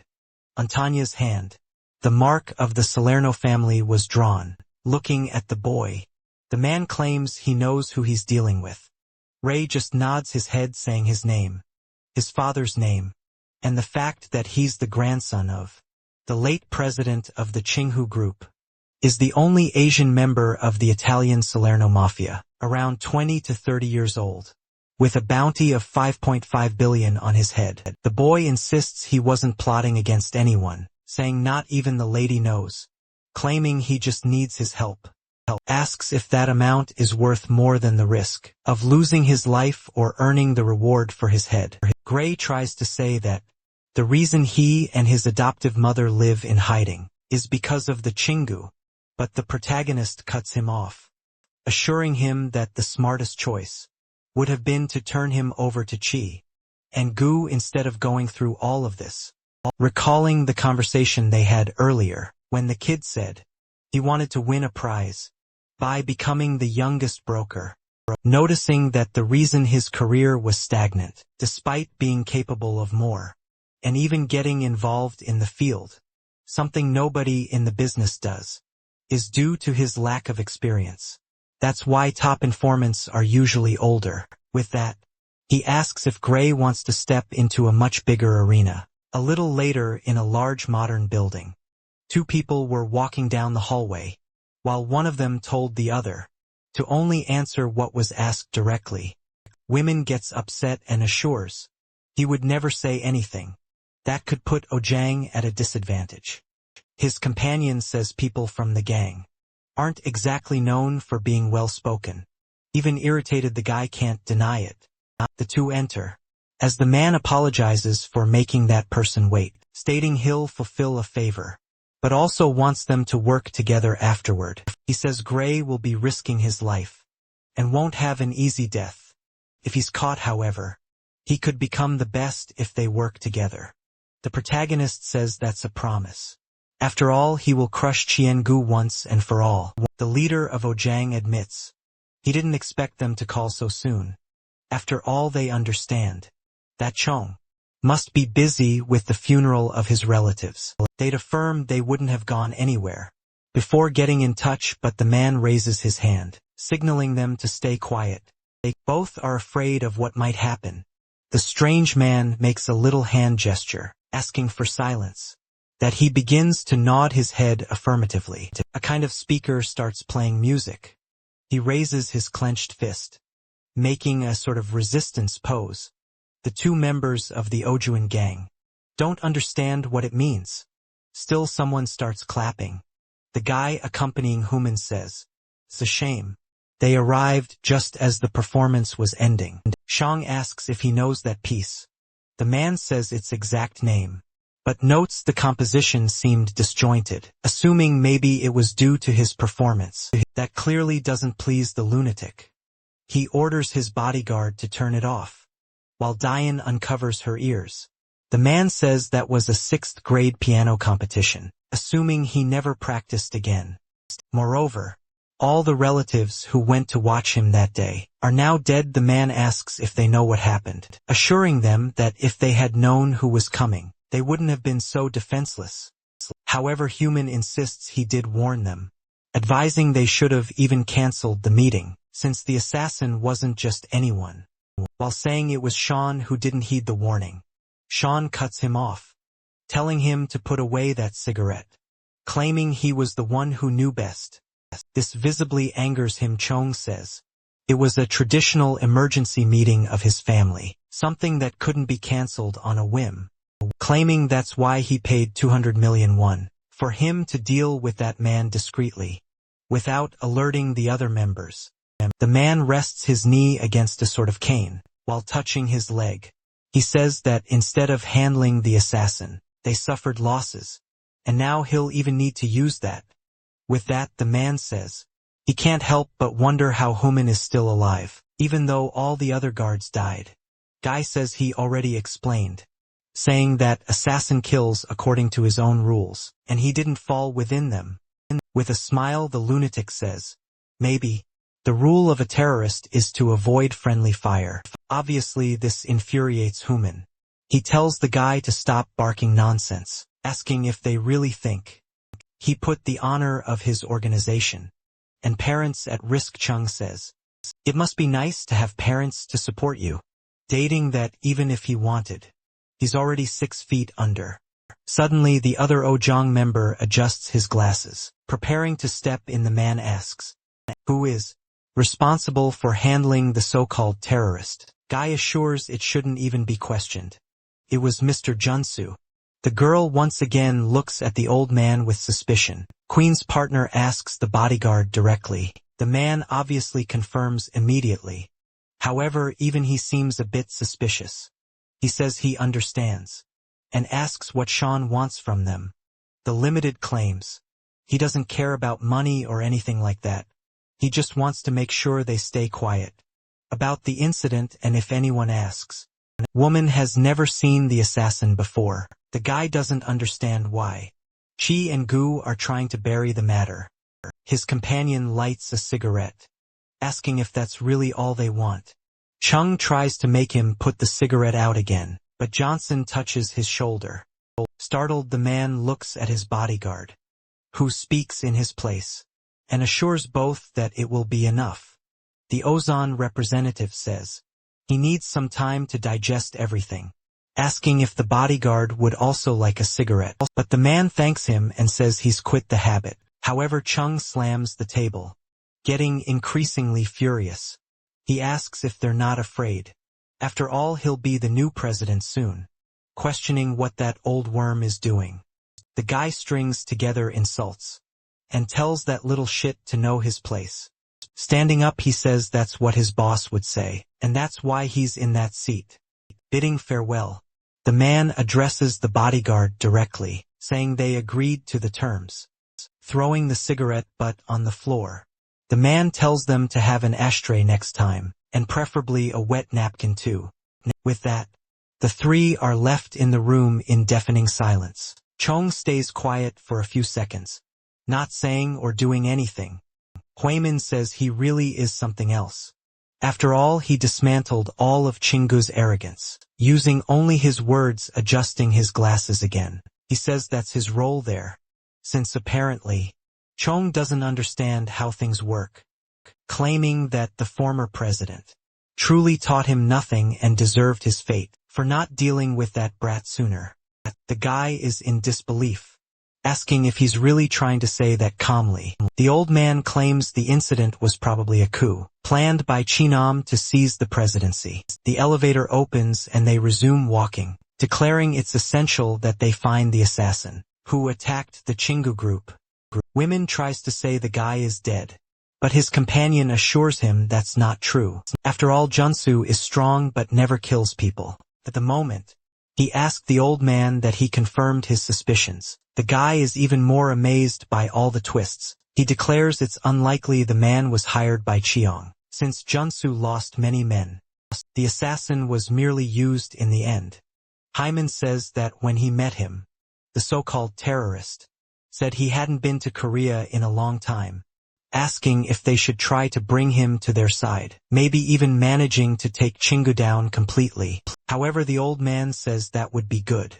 But even so, if they find him, they must kill him. The guy can't understand the point of everything. Earlier still, the old man admits.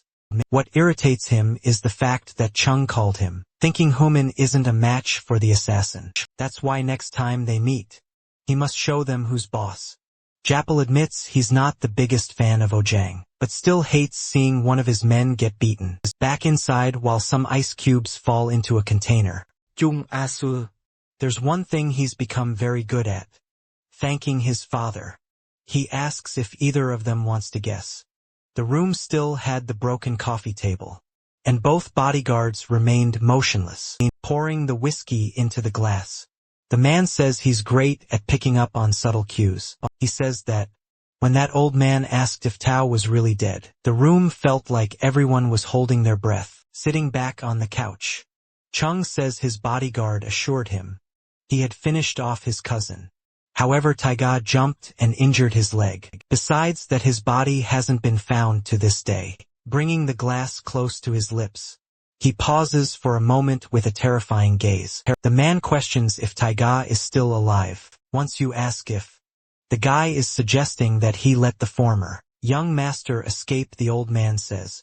He was the one who shot the boy from the helicopter. Chong states that if he had done his job properly, that wouldn't have been necessary. The bodyguard admits the boy was stronger than he expected. Furious, he throws his glass at the counter. He says it's time to move on now.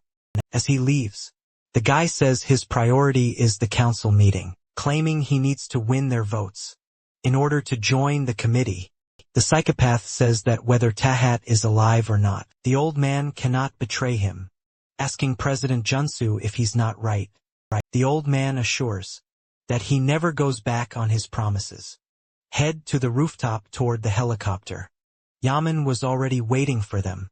Sean is surprised to see that the guard managed to survive. The guy says this is different from what he was promised, asking to reconsider his transfer.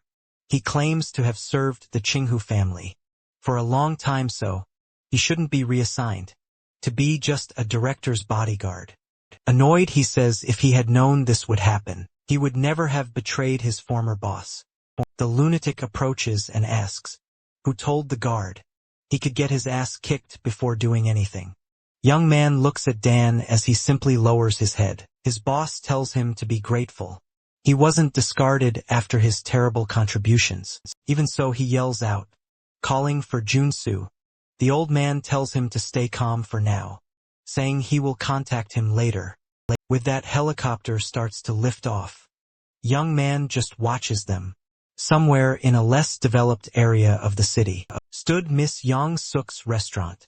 Taka says he now understands why Gray was able to identify him, since his late father was a researcher at the company. The boy says that with a tattoo on the back of his hand, and the search for the 20-year-old Asian tied to the Chingu massacre, it all made sense, assuring it's not so bad. The protagonist compliments him, saying it wasn't bad at all.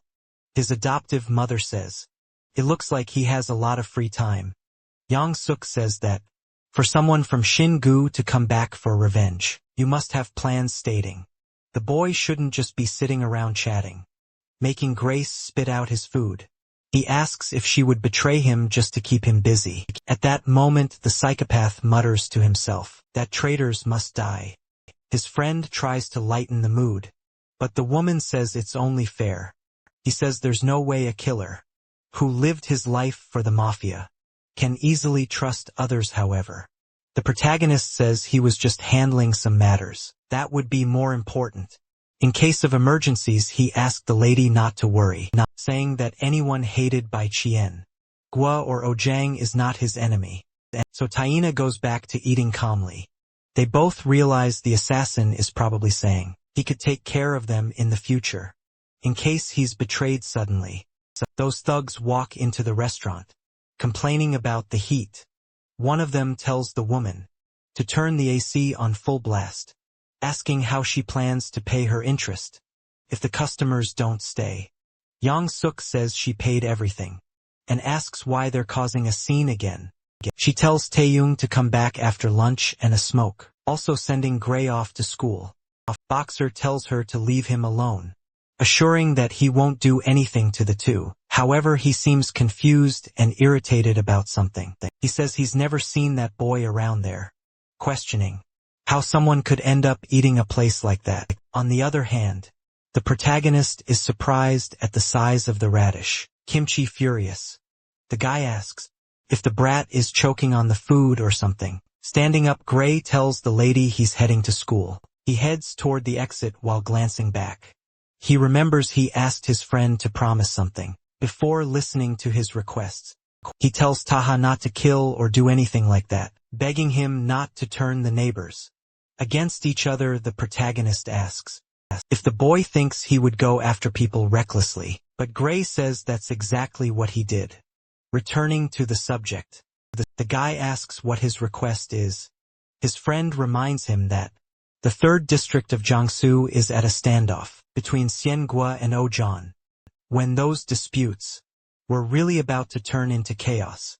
Thanks to a local gang Yabari, the fight was halted. However, Tia asks if a small gang really managed to stop a power struggle between Xingu and Ojin.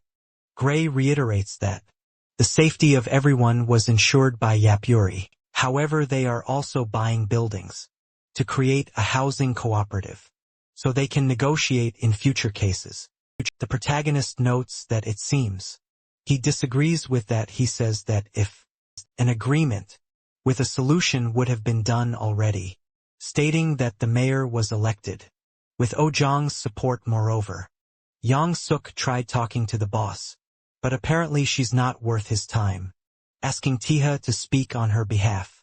However, he couldn't kill or irreversibly harm anyone. The protagonist admits that, in his view, they're nothing more than common thugs, but they were able to make the crime leaders back off. He simply stands up thanking the lady. Baksu, annoyed, asks if he's really going to ignore him. He tries to go after the brat, but Yang Suk steps in front of him. The woman says she already asked him not to touch her customers, saying she already paid, and asking what the ugly guy is doing there. The guy raises his hand to slap her, asking who she's calling ugly, but Teva stops the slap using a bowl. So even before Gray walks away from the shop, the three of them go flying through the door. The protagonist follows right behind them. The boy couldn't believe the lunatic did all that in under 10 seconds. Terrified on the ground, Baksu asks if the brat even knows who he is. As he approaches the men, the guy admits mentally that his revenge consists of 30 grand schemes. And even with all the planning, some parts were still uncertain. After all, Ken considered that his real enemy would be Chong. Because of that, he considers this a failure, but says he might be able to guess his plan for the future, since even being of Jin family bloodline, he'll still need to be elected president by the board, and so he will use the development of the Jiangsu district to stir up the board, asking the delinquents to take him to their boss, while they ask if the boy is crazy. A girl from across the street asks who he is. Siri asks if he wants to start a war against her gang, all by himself. However, Tonka just responds negatively. He calmly grabs his cigarette and lights it, saying he's only there to talk. Shuri asks what he means by that, saying that there's no way she can believe it, with her men lying on the ground, while he says something like that. However, the protagonist simply looks toward them, understanding the situation. The boy apologizes, saying they don't seem interested in listening to him. He doesn't want to talk to people like that either. Looking up, Tyler realizes that's how they managed to make both sides back down, with armed men spread across all the buildings. He states that if these guys took control of the whole city, the 3rd district of Jiangxia would become the base of these armed forces. Moreover, if even one of them used to be an officer, it's certain they have a very efficient system. He wonders if this is how Korea prepares itself. The girl says she can listen to his last words, asking him to be brief, calling him a bastard from Ojong or Chingu. Obviously that makes the guy mad. But before he can take a single step, a shot hits the asphalt in front of him. Siri tells him to say where he's from, unless he wants to be full holes. The girl says he better hurry up. However, that just makes the assassin even more irritated. Clenching his fist, he says he knew this day would come, stating he can't believe the day would unfold in such a disgusting way. Her guards warn her that it's dangerous, asking if they should kill him. She quickly calls for someone named Horian. Her subordinate jumps off the building, landing quickly in front of the protagonist. The guy was huge, literally known as Tank. The guy stands still staring down the kid. But contrary to expectations, Taya simply tells the guard to step aside. The man stands there staring unmoved. Unexpectedly though, he does as the protagonist ordered, leaving Suri completely confused by the guard's behavior. The girl asks how he could betray her like that, while her other subordinates rush over. Surprisingly, the assassin just grabs the milkshake she was drinking. Throwing it away, he says, "It's no wonder nothing she does goes as planned." This obviously leaves her bewildered, not knowing what just happened. He gets close to her face, while looking toward the building, saying something into her ear.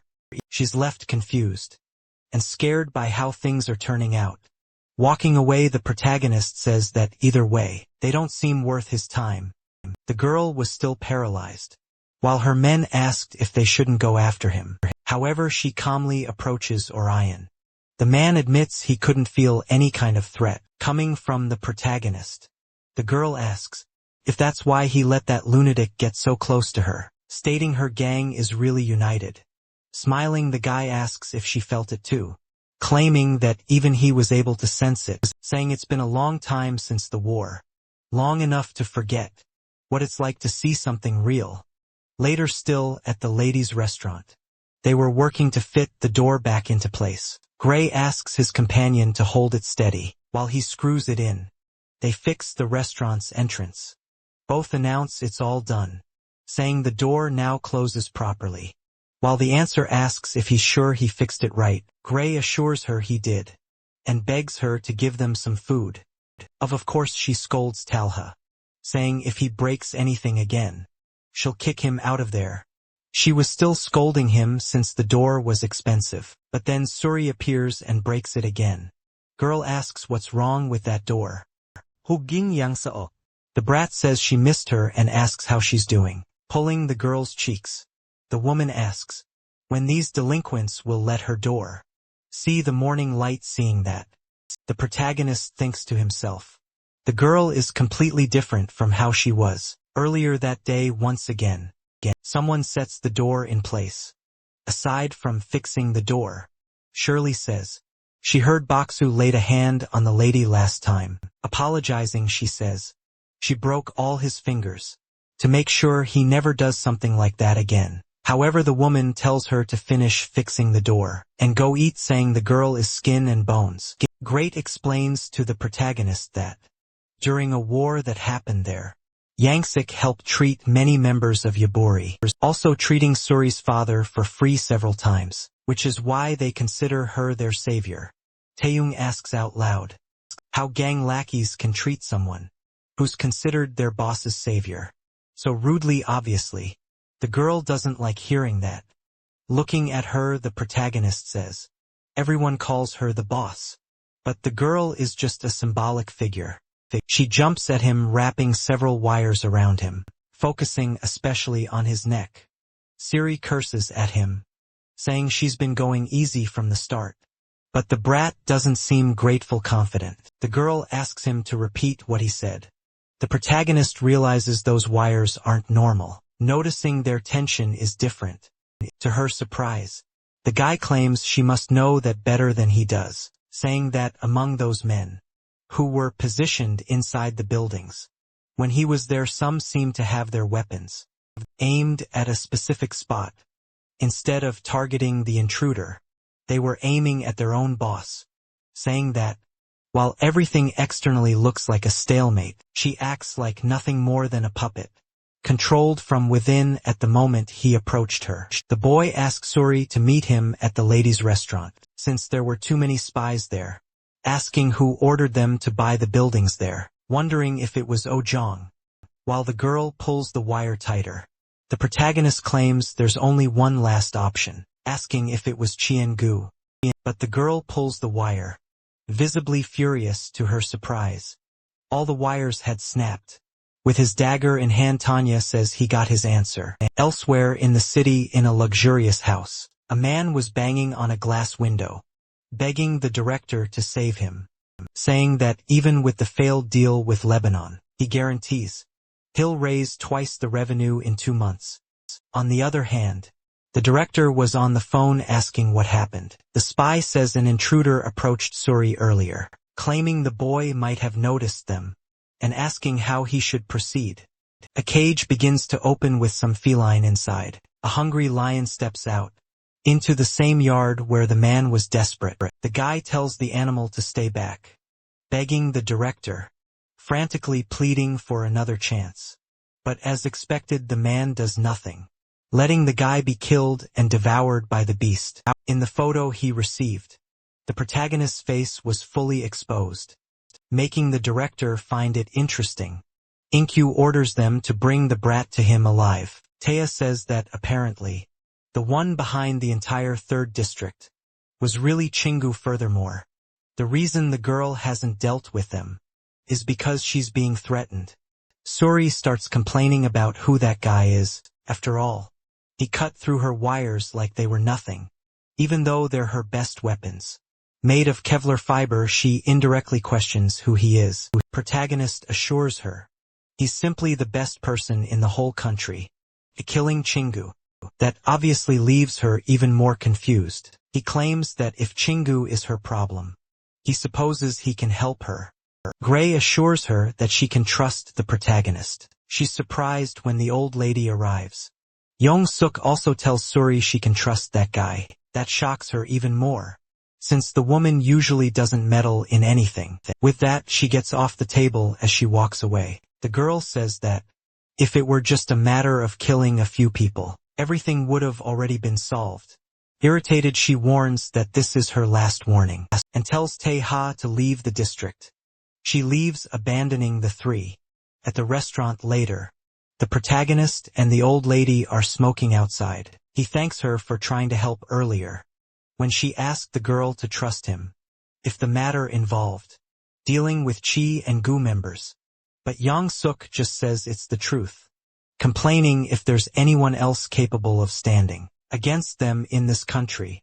The protagonist asks, who secretly plotted all that mess within Shingu? The woman says, it was the director of the electric company Inu, assuring him that that worm is always behind everything. She says that when the former leader of Yaburi, Suri's father, nearly died in the redevelopment war, that man took him to the hospital. But only the two of them know that. The rest of the neighborhood thinks he died, because if they knew, there would be resistance and they'd all end up dead. Yong-suk admits she would prefer everything be resolved without Suri's father dying, and asks if Taeyong could help. They go silent for a moment. Someone reports being B1, and warns that the target is in their sights. They ask if there was any conversation. The spy says yes, affirming that Yong-suk asked the intruder for help, claiming that the man is harder to read, so he doesn't know what the answer was. This was a mercenary from a private company peak. The person on the other end raises the possibility that the guy is a mercenary. B1 says that either way, they just need to bring him in alive. His colleague asks about the woman and the boy from the restaurant, but the mercenary says they're unnecessary, claiming they'll just kill them all. But Theo was already right behind him. The guy gets extremely startled when he notices his presence.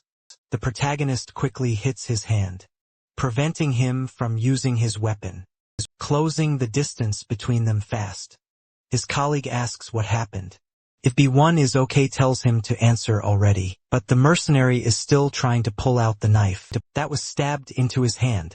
Meanwhile, the boy calmly walks over to the spot where his enemy had been watching him earlier. He picks up the radio lying on the ground, saying he's B1 and not to worry, saying goodbye and that he'll see them soon.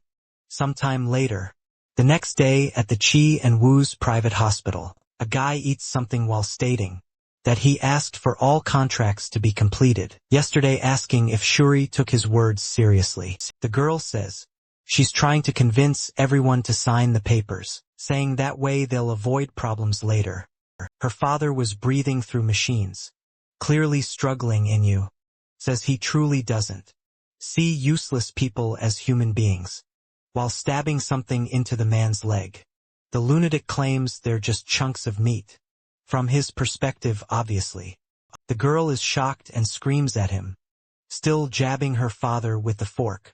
The director says the machines are beeping like crazy, claiming that proves he's alive, saying he's doing his best to keep that chunk of meat alive. Siri, extremely shaken, assures him she understands, saying she'll bring all the signed documents, no matter the cost.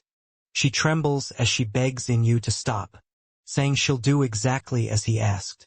He grabs the girl by the face, as she begs him to leave her father alone. The freak calls her a lady of the night, assuring her that if she follows all his orders, everything will be fine obviously. She's furious but she can't do anything. The creek says he loves seeing that defiant look, claiming it's worth taming her. Showing her a paper, the man asks if she met that man yesterday. Looking down, she still seems a bit dazed. The girl looks at a photo of the protagonist, while Inu claims he wants to meet him, asking her to bring him before the day ends. She stops crying, still looking at the photo. As he leaves, the guy tells her not to forget, saying she has a lot to lose if she betrays them. A doctor bows in front of the director. A guy walks nonchalantly toward the elevator, while he calls someone who doesn't pick up. Another person was also in the elevator, and he was irritated, asking what those delinquents are doing, that they're not answering, saying he ordered them to find Tiha. He keeps complaining, while looking at the other person inside. As expected, it's the protagonist who just stares at the director. The guy tries to say something, but the boy simply cuts off his ear, not really understanding what happened. Inu looks down and sees the piece that was taken. Obviously he starts screaming in despair. Tiha says he heard about it through rumors, saying that apparently the director was after him. The guy asks if the protagonist even knows who he is, trying to end with a punch. Inju asks how the boy dares to lay a hand on him, recalling that during his conversation with Yang Suk, she told him that in the redevelopment war, Shinhu hired mercenaries. They were men from the Peak Company, ruthless killers who do anything for money. The protagonist asks if the director really thought everything would be resolved. He just threw more money at it, grabbing the mercenaries' dog tags. Taha declares that if the guy wants bloodshed, he better be prepared to watch his own spill. He throws all the tags into the lunatic's mouth. The psychopath assures IMU that no matter where or when, he will find him and stab him once a day from now on. With that, he says to get ready and take him, saying the hunt starts now. After some time, the man was running, desperately wondering what was happening. He fell to the ground. As the protagonist calmly approached him, the director screamed, begging him to stop crying. He pleaded for him not to come any closer. Tai had killed all the guards, which explained his calm demeanor. The boy stabbed his leg. He told the man to stop being dramatic, assuring him that the femoral region has a lot of muscle, so he wouldn't suffer a serious injury. As he pulled the blade out, the protagonist stated that, compared to other places he had struck, this one wasn't so bad. Klee in his knife. He said he would see him tomorrow. After some time, a sort of festival painting appears. Chong drinks wine, as he informs that out of the 15 directors, 7 are his allies, 6 support the vice president, and the remaining 2 are neutral. He states that in difficult times, they should stick together, lamenting that it's a shame. Another person agrees, saying, they can hardly imagine how distressed the late president would be. With this, they say, the 2 neutral members can only be persuaded by action, assuring that The young ones are surpassing the vice president. However, unexpectedly, Chon calls for Injiu. He says he heard he's working on the Jiangsu redevelopment case, asking if he can expect good results by the meeting. Nervous, the director simply agrees, assuring him completely, but the man starts laughing, asking him not to be so formal, and why he looks so nervous. In a terrifying tone, the man tells his colleague to do his best, so they can avoid any future hostility. While placing his hand over his latest wound, Inyu assures that he doesn't want things to turn out that way later. He walks toward his car. He sits in the back seat, clearly in a lot of pain. He recalls the protagonist's words as he stabbed him with his dagger. The man curses him, claiming he'll destroy him next time. His driver asks if he should take him home. The director kicks his seat, questioning if that kind of question is even necessary, as Inyu locks everything that can be locked. Ta appears in the passenger seat, asking if the man committed any crime. Obviously, the man is in disbelief. He got in there pulling out his blade. The protagonist says that apparently that leg doesn't have much education, quickly stabbing it into the man's knee. That makes the director scream desperately. After that, the psychopath calmly steps out and says he'll be back tomorrow, terrified. Inyu asks who he is and why he keeps doing that, stating that he won't get what he wants if the man doesn't talk. Night falls. Taya says it's already the 7th day, and even though he's been stabbing him in non-lethal areas, director must surely be reaching his limit. He tells Siri that even if they hand him over, her group will never be the same again. They asked what the protagonist was thinking, going after the director, claiming it was very hard to drive them out. One of them asked their boss for permission to kill him, stating that if they don't hand him over, another war will break out.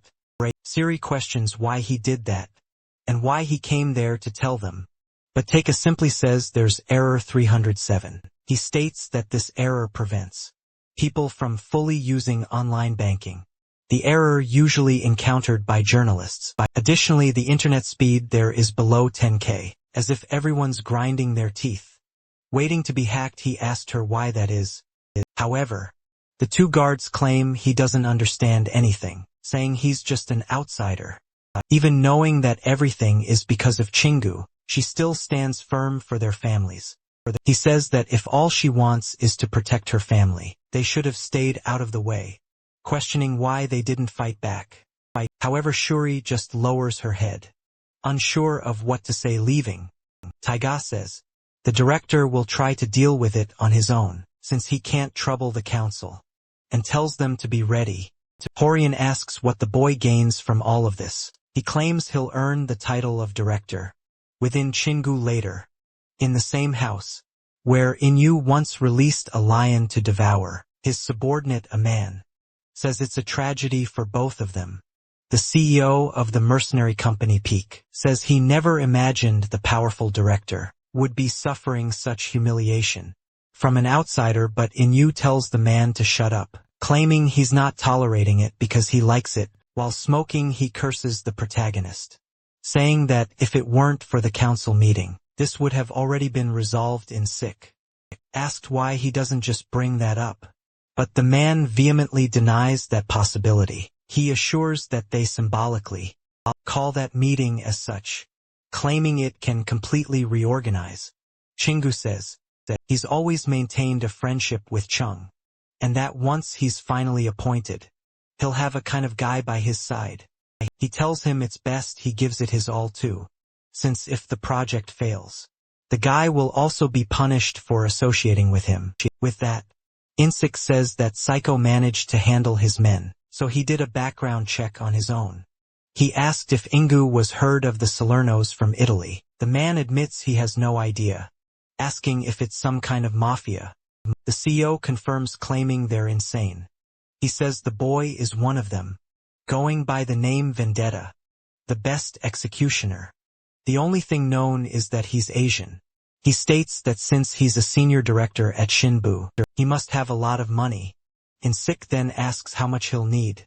He says that if a nuclear bomb appeared, I'll need to create one of their own, declaring that someone who can rival him has been summoned to Korea. He says that Jerome is a guy who crossed paths with this vendetta twice and lived to tell the tale. However, the director says he should have found someone the protagonist understands, not someone who just survived. Still, the guy explains that the boy is infamous for chasing a traitor, even to the ends of the earth. He tells a story of how once Vendetta went into the Amazon jungle to hunt down a traitor surviving solely on insects. You asks if that doesn't just make Jerome good at running, but Insik replies that if that were the case, he wouldn't have come immediately. The CEO states that the commission is $700,000 upfront, $300,000 later, and another $300,000 as brokerage. He claims it was very hard for him and his men to bring that guy in. The man asks how many men Insik still has, assures that if he wants his company involved, a payment will have to be doubled. The director makes a call, ordering them to bring 200 kilograms of cash to the first floor of the basement. With that, the elevator doors open. Something inside glistens in the light. He asked the CEO if it really makes sense to spend $1.3 million to kill one man, and you says that there's 200 kilograms of 50,000. One notes they're each weighing about 0.97 grams, affirming the guy can do the math. He assures it's more than enough to retire on, saying they need to have a productive conversation. Someone was observing a blueprint from somewhere. Gray says that it's the blueprint of the director's property, and that he got in touch with a security company and bought the poster. Taya asks how he managed to buy it. The boy says that except for Ching, whose own insurer all the others trade for money. After all, Shin Gu is always ready to replace anyone who doesn't turn a profit.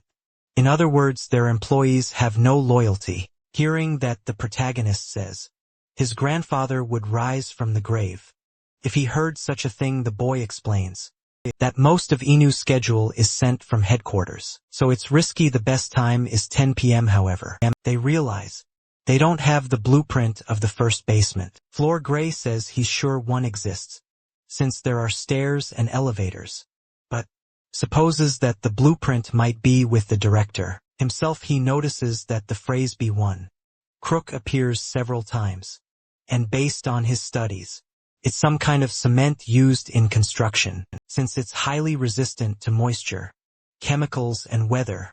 It's used for soundproof walls and even in zoos. Hearing this, the protagonist falls into thought for a moment. Tiha asks the boy to do him a favor. Gray says he's listening. Vendetta gets close to the boy and whispers something in his ear. He asks why all of a sudden, but the protagonist simply says he supposes he'll meet it. Gray says he has that at home, but never thought the guy was the type to use those things. However, Tiga claims there's no such thing as a type for that kind of thing, and asks the kid to keep an eye on the CCTV for any intruders. After that, he calmly leaves the restaurant. Someone asks if he's heading out again. Moryong asks if the lunatic is going to provoke the director again. The protagonist says it's hard to think someone being stabbed every 24 hours would see that as just a provocation. He says he's been around since the revolution of the 90s, so he knows how to spot real talent. Even so, he's never heard of him before and asks who the kid is. Tiha asks if it would change anything if the man knew who he was. The big guy seems a bit irritated by this. He warns that if he refuses to explain, he'll be considered a threat to the boss and will have to be eliminated right there. The protagonist just stares indifferently, saying that the man knows his opponent's skills and still wants to fight fair, instead of scheming to get an advantage, claiming that apparently he used to be part of the Ojo gang. As he leaves, Vendetta says he trusts his skills too, which is why he's leaving the place under his care while he's gone, assuring him that he'll personally compensate him if there's any redevelopment, offering 10 times the amount initially offered. Night finally falls. The director's mansion is as quiet as ever. The protagonist had managed to slip past the entrance security with some caution. The assassin slowly opens the door, using his knife to hold it open. He then begins walking through the rooms, looking for his target. Seeing how quiet everything is and the lights all off, T-Had assumes the dear director hasn't returned yet, but then he notices the stairs. That Gray suspected LED to the first basement floor, wondering if that's the entrance. And so, the lunatic simply starts descending the staircase, stopping in front of a glass window. That shows a lion's habitat. Suddenly door slams shut. Inju speaks through a speaker box, saying it's good to see him again. Obviously Vendetta realizes this is a trap. The director says he suspected from the start that he'd gotten hold of the schedule. After all, the kid always knew when to strike, calling the assassin a disgusting insect. With that, the lion's cage opens. The man says, "It doesn't matter how skilled the protagonist is. With knives he'll never be able to face two lions." Naturally, the felines begin to roar, showing off their predator nature. And Yu says, he couldn't do anything in the 3rd district because of the Ojang gang. But now he has the perfect excuse, declaring that as he's devoured alive, the place will fall as armed assassins infiltrate, assuring that tonight, the boy and all the scum of the 3rd neighborhood will be wiped out, calling the lions by name. The director orders them to attack. With that, the lions begin to approach him, quickly running toward their prey. Naturally, even the protagonist feels fear in a moment like that. However, he pulls out the flamethrower and still criticizes their names, saying both are males, taking them down with bullets. Seeing this, Inyu no longer knows what to do, since his entire plan has failed. The director asks if that was a gun, wondering why the psychopath isn't using his knives. However, Tanya says the daggers are for humans, and asks if the guy thinks he's in a comic book. To imagine someone would do that. Speaking on the phone, he contacts Gray, realizing he still has a signal, cutting the splint off his arm. He warns that an attack is coming soon, asking the boy to tell Siri to get ready. With that, Ingu starts trembling in fear and nerves, remembering the story of how he entered the Amazon, just to hunt down a traitor. Surviving for a month eating only insects, he locks up tighter as he sees the calm with which the protagonist speaks on the phone. Vendetta terrifyingly looks into the camera and says that, while Gray does his part, he'll hunt down the director. The boy informs everyone that Chi and Boo is on his way there, especially warning about the Peak Company, confirming that the message ends with Taya, asking them to wait for his return, as he is going to getting you furthermore. Since that fight is inevitable, the best choice is to face them head on. If they don't do that, it will be the end of everyone. And the Embery gang members are furious, claiming that the scammer must have run away. After causing all that chaos, Gray tries to defend his friend, assuring them that he will return. But the guys tell him to shut up. They say, the kid doesn't even know how the last war went, mentioning that children his age died, leaving their parents grieving to this day. Stopping the boy, Yang Suk also assures everyone that Taeho will return. Some question what that man means to her, but another person declares that it's enough. Suryan tells everyone be quiet, stating that this is not a decision for them to make. He asks his boss what they should do. The girl obviously was also irritated and worried. Suri says she didn't see the last war, as when she came back it was already over, confusing them. The girl says she was afraid of losing her father, and because of that she became Chingu's puppet, apologizing for deceiving them. She claims that now is the time to end everything. That's why all the members of the Yaburi gang should join forces and drive Chingu out, once and for all. Insik informs that the director's plan is to kill everyone living in the 3rd district, since no property owner has the right to significant apartments. The construction company can make greater profits by selling luxury apartments, even though the truce with Ojong prevents them from attacking. With the appearance of the intruder, Vendetta and the assassin pursuing him, story changes. His men say that apparently the assassin is a decoy. The bald man confirms, claiming that this despicable Chingu is good at what he does, warning that it's strictly necessary for them to stay out of the fight. until the Ojong gang arrives. Since Vendetta and that guy will be responsible. Jerome had been watching everything nonchalantly, admitting that he initially expected nothing, but now this is really starting to captivate him again. He says he can smell the war, mentioning that Korea seems to be a very interesting country. The CEO of the company orders them to turn on the drones. With that, a van is shown in an alley. Another in a parking lot surrounded by combat drones. All of them had bombs attached to their bodies, and Six says that unlike the last war, they won't need to limit themselves to small arms anymore. He last claiming they are mercenaries. As long as there's money, there are no rules ensuring they'll win every battle. While a car speeds down a highway and you ask the CEO if his men are on guard, desperately asking him to confirm this properly. The guy tells him to relax, assuring him that the director should be more protected than the president since 70% of his men are on guard. He starts kicking the back of his driver's seat, telling the bald guy to say that, after being stabbed in a public sauna, instructing them to only monitor the surroundings, claiming that the psychopath threatened to hunt him down. The protagonist was inside a car, and Inu notices saying that Vendetta is approaching. Taya thinks to himself that installing trackers in all of the director's cars was definitely worth it. Additionally, he's concerned about how Gray and the others will handle things in the district, claiming he needs to finish this soon. In one of the security cars, a guard warns the driver that the assassin is right behind them. The guy questions how that crazy person knew they were there. While preparing to shoot, the soldier asks how fearless this Vendetta guy really is.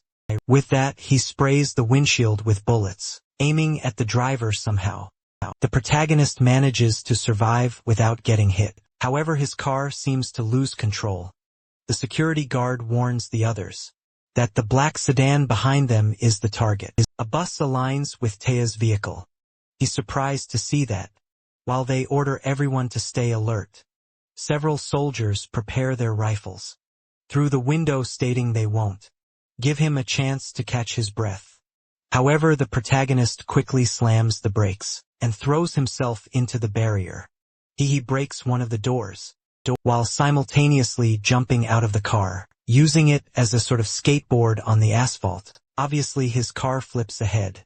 He looks back startled, trying to figure out his next move. After all, besides the many cars, 2 motorcycles with armed soldiers are approaching. Thus, he uses the door to knock one of them down, jumping and landing on knee to break the other guard's helmet, quickly taking out both of them. He steals one of the motorcycles for himself, accelerating as fast as he can to catch up with the director. For some reason, one of the escort vehicles was a truck with a car ramp. One of the guards says they have a visual on him, ordering his companions to open fire. The Neo from the Matrix dodges all the bullets, entering their blind spot and heading toward the ramp, realizing it's time to play some GTA, accelerating even more to gain momentum, and jumping over the truck. Still in the air, he prepares for another bold move, skillfully leaping from the motorcycle toward another vehicle, landing on top of one of the security cars. Carefully, he stands up and gets on his feet, breathing deeply and getting ready, taking his 2 daggers in hand, and saying that from now on, the fun begins. Since they couldn't risk hitting their own comrades, the guards just watch the protagonist. Noticing he didn't even have a weapon, the lunatics decide to speed up, saying that as soon as he gets alongside the vehicle, they'll crush him naturally. Taiga can hear the engine rubbing louder. He lifts his head while listening carefully, waiting for the right moment. So Vendetta simply makes a small jump to stop, relying on the car for support. Consequently, he heads straight toward the bus. The protagonist quickly gets ready to enter through the windshield, taking advantage of the guard's moment of confusion. With that, he smashes the glass and enters the vehicle. The soldiers obviously weren't expecting anything like that, so they barely react, taking advantage of the situation. Vendetta swiftly slashes them down, fatally passing through them like a brutal hurricane, literally disconnecting all his enemies' heads. Then he breaks the window, separating the driver, and sits next to him. Obviously, the guy doesn't know what to do in that situation. He could barely process how a biker, who was just flying a moment ago, could now be there handing over some money. Tyler apologizes and asks if the man could drive a bit faster, assuring him it won't take long. In the district, it's reported that drones have been confirmed within a 600-meter radius, claiming that 16 were sighted. Gray reports that they split up to strike from a lower altitude. Also, judging by the speed, they seem to be FPs. Suyen says it's exactly what they expected. A few hours earlier, Shuri had asked the major how the last war was fought. The man explains that Chong and Oh Jong only fought during prearranged times. She says it's ironic as they're not in medieval Europe. Still, she asks why the war was contained within the district. After all, whenever one side left, the other did the same. The major explains that only small arms were used, and only Peak made use of them, since both gangs didn't want to draw attention. After all, if a monster like that appeared again, no one would live to see the next day. With that, the girl becomes thoughtful for a moment. Suyin says, that's why Pete tried to end things before it reached Ojan's radar. But taking over the district would take too long. The boy finally understands the reason behind the drones. The assistant says they are probably equipped with RPGs or grenades for self-destruction, warning that they must prepare. The drones begin to fly over the region. Some soldiers spot them and get ready to fire with anti-drone weapons to take them down. With that, some of them start to hover in place. One soldier celebrates the hit. Another shoots with his rifle, while cursing the mercenaries. The bald man is informed that they lost control of drones on 1st and 7th Streets, assuming the enemy might have anti-drone capabilities, and Sick questions why they're making that assumption. His subordinate says the signals were lost only in certain locations. Naturally, the CEO gets furious, asking if Yapori has radars. Besides, anti-drones aren't something commonly seen. Laughing, he assures that won't be enough to stop them. Suddenly, Gray is incredibly surprised. Try to understand what's happening with the drones, reporting that there are many of them. Assuming at least 100, and Sick asks if they really thought his company would start a war with just 10 to 20 drones. The anti-drones only block a small area, and when you point in another direction, signal comes back. Now, with hundreds of drones scattered across the sky, the guy wonders how many they'll be able to suppress, with a previous war leading to renovations in most of the district's buildings. A simple command allows drones to be sent anywhere. And CEO says he's eager to know how many will survive. With 800 explosive drones behind them, someone on the radio reports that drones are infiltrating through the ventilation, warning that they seem to know the layout of the building. Suyuan orders everyone to get out of there, saying those have already been programmed, so there's no way to stop them. Smiling, the major assures that the boss is already heading over. Someone calls out to the bald man, saying there's something strange in the sky, and Sick looks up confused. The sky seemed as normal as ever, but suddenly several lights appear. They intensify more and more. Then several explosions start going off on top of one of the buildings. In front of the drones was Shuri, trying to draw the attention of as many as she could, quickly manipulating her threads, completely wrapping them, making them stop. Then she jumps away while making them self-destruct. And Sick is startled, asking who that is, assuring that nothing like that ever happened during the last war. Some time ago, her subordinates were asking what that was. She apologizes for not telling them before, claiming that this is her true weapon. Girl says maybe they're surprised, but as she said, she was somewhere else during the last war, saying she was in another place, learning how to use that weapon to help her father, but fate made her arrive too late. That's why she wants to make things right this time, saying they will ensure those bastards never step foot in their neighborhood again. Suyuan is proud, asking Jisif to see how much his daughter has grown. The bald man orders another batch to be brought in, telling them to overwhelm them with numbers, ordering to blow up everyone in their path. But when his soldier tries to respond, something seems to surprise him. Suddenly someone hits the van behind him. Someone informs Orion that this must be some kind of drone command center. The big guy confirms they were right. With that, the CEO becomes nervous upon seeing him. The tank heads toward the bald man, stating that it'll take care of that guy first. 10 years ago, the guy asked if his friend really wanted to form a gang. He said times were changing, and instead of paying some gang for protection, it was easier to start their own. The major said he was still a soldier, and besides, there was no one there who could fight like Gizib. But the guy assured him they weren't getting together to beat anyone up, just to make negotiations easier.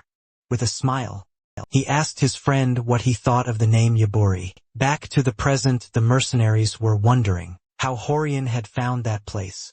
Soldiers reported that Alpha Team had identified a threat. The big guy kept running faster, lowering his head to avoid the gunfire. Annoyed, their captain shouted to stop aiming at the head and shoot at his feet instead. But the tank had already slammed one of them against the wall. His partner couldn't believe what was happening. Then the big guy quickly took down the second mercenary, also slamming him unconscious against the wall. A sniper said Alpha Team's threat was in his sights. He admitted the man was a monster. However, before he could do anything, his body was completely sliced apart. As expected, it was done by the girl. She was sprinting quickly across rooftops. In6 saw it and cursed furiously. She informed everyone that she had just taken out another sniper. Subian congratulated her on the work and warned that there were probably more, telling her to stay alert.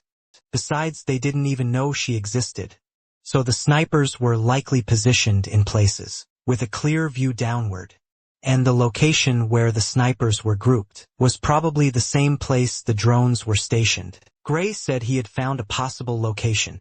He claimed it was a public parking lot on the other side of the community center. In a black van, the girl said she understood and was already heading there. But something caught her attention. After all, Orion had just been hit by a bullet, but his nickname wasn't Tank for nothing. The guy hadn't suffered a scratch. As he approached, he said that in the last 20 years of bloodshed, he'd only survive as a mercenary in that country. One way in6 swore he would kill the girl, after taking care of all of them first.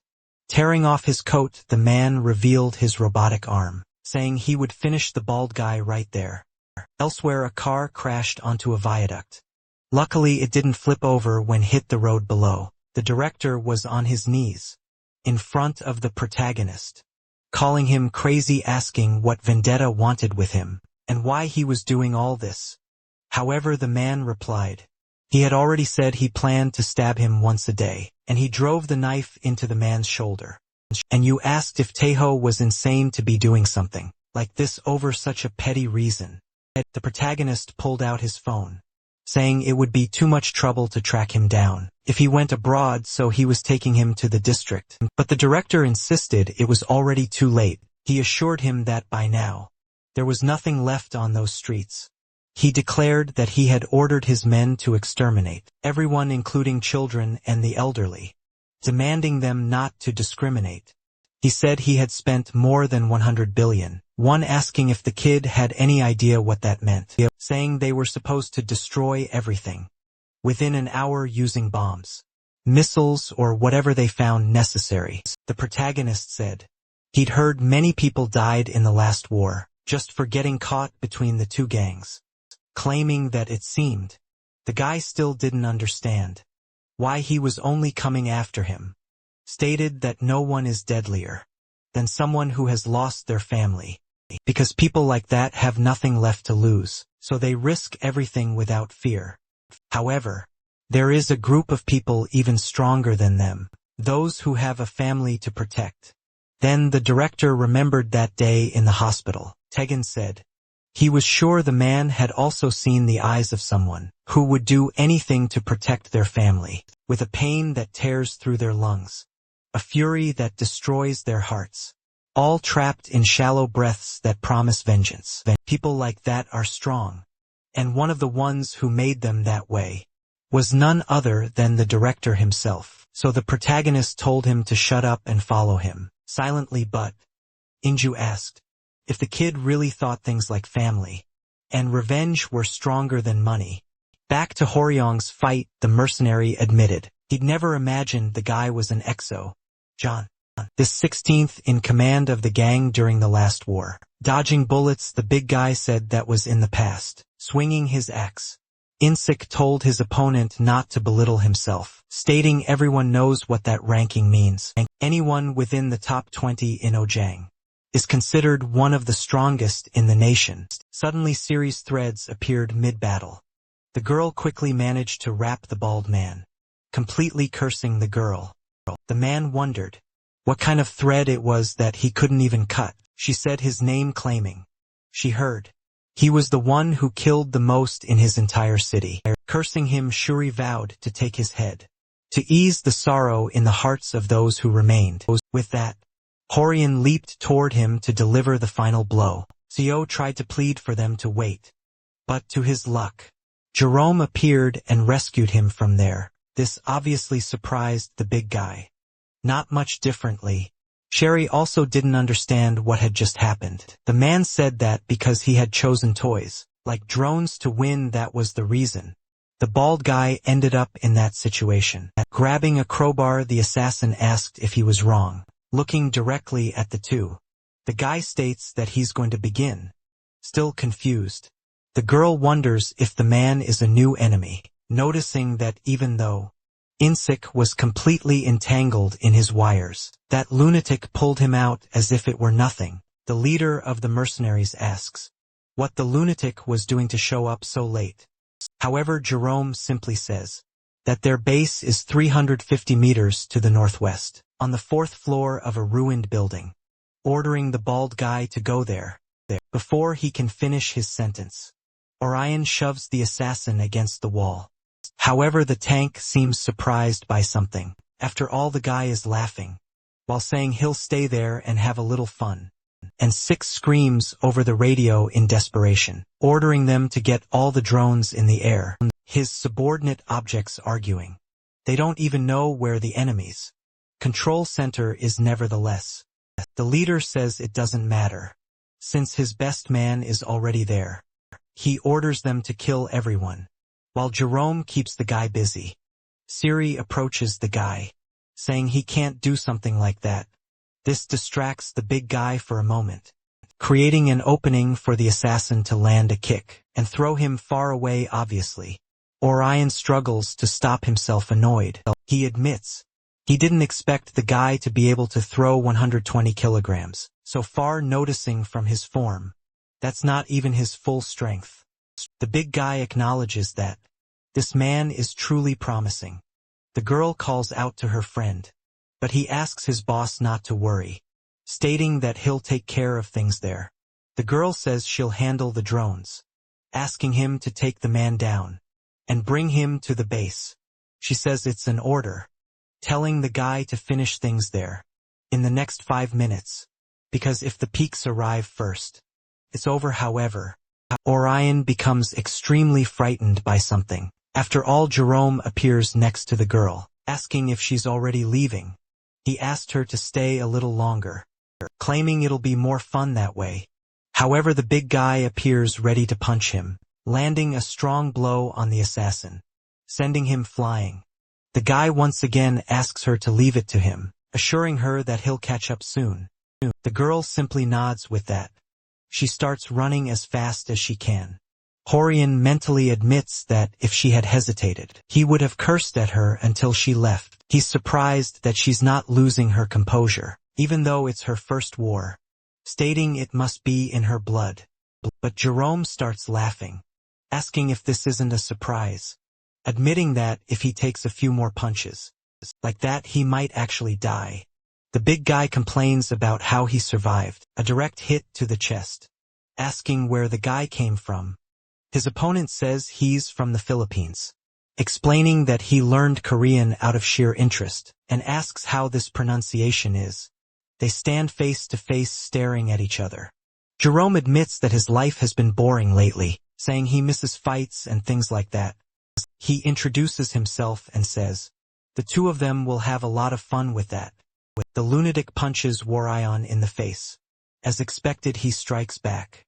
Preparing another blow, he introduces himself too, unleashing a series of attacks all over the enemy's body, while taking advantage of an opening and landing an uppercut.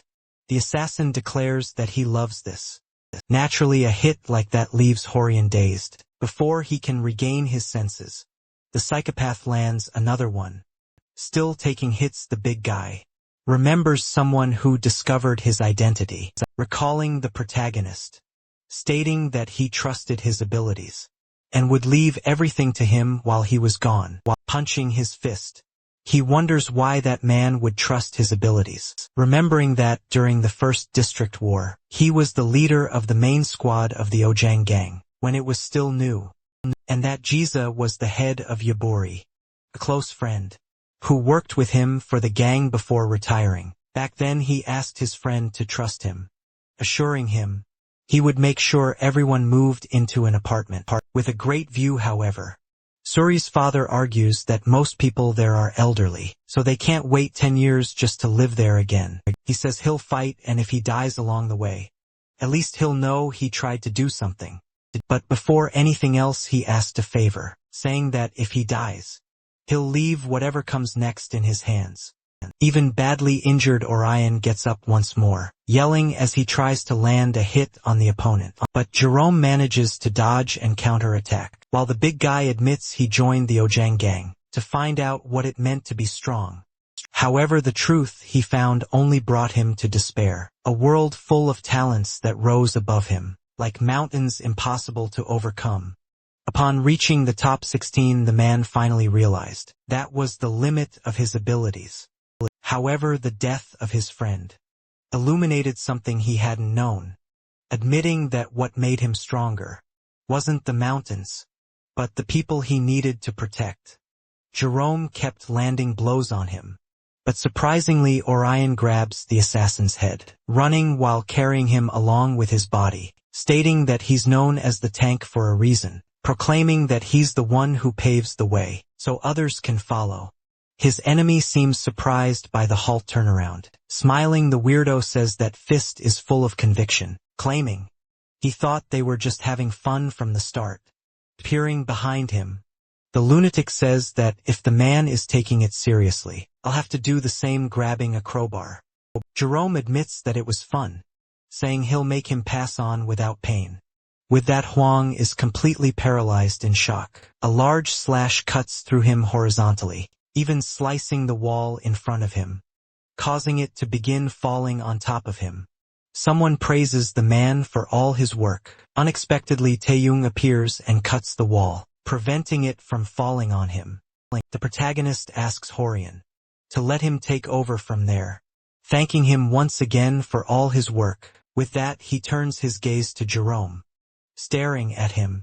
The assassin says that vendetta is very late. The boy says that from now on, he will be his opponent, but first, Taha asks if his comrade can move, even with those injuries visibly covered in deep cuts. Orion insists that it wasn't enough, claiming that he's fine, assuring them that they have to kill him to make him stop moving. So the protagonist tells him to walk 1 block. Staying there will be a black car near a streetlight. Inside, the trunk in you will be waiting for him. Declares that he will take care of things here, asking the man to drive the car to their hideout. Jerome asks if they really think he'll let the big guy go so easily. However, Taya throws a manhole cover at his feet. As expected, the guy simply blocks it. The protagonist starts walking toward his opponent. Smiling, the lunatic asks if he's serious, quickly using his crowbar to catch the manhole cover, still in the air, skillfully throwing it back. Growing more and more excited, Vendetta runs toward him as fast as he can, barely managing to dodge it. Stop at a certain distance from each other. However, Jerome lunges forward, seeming more and more thirsty for adrenaline. The protagonist says that, apparently, the guy has really been walking around, claiming to be his rival. The weirdo asks if it isn't true. With that, they begin exchanging blows at an absurd speed. However, Taeyong says the only thing that guy is a stalker, but the assassin keeps laughing, claiming it's all the same.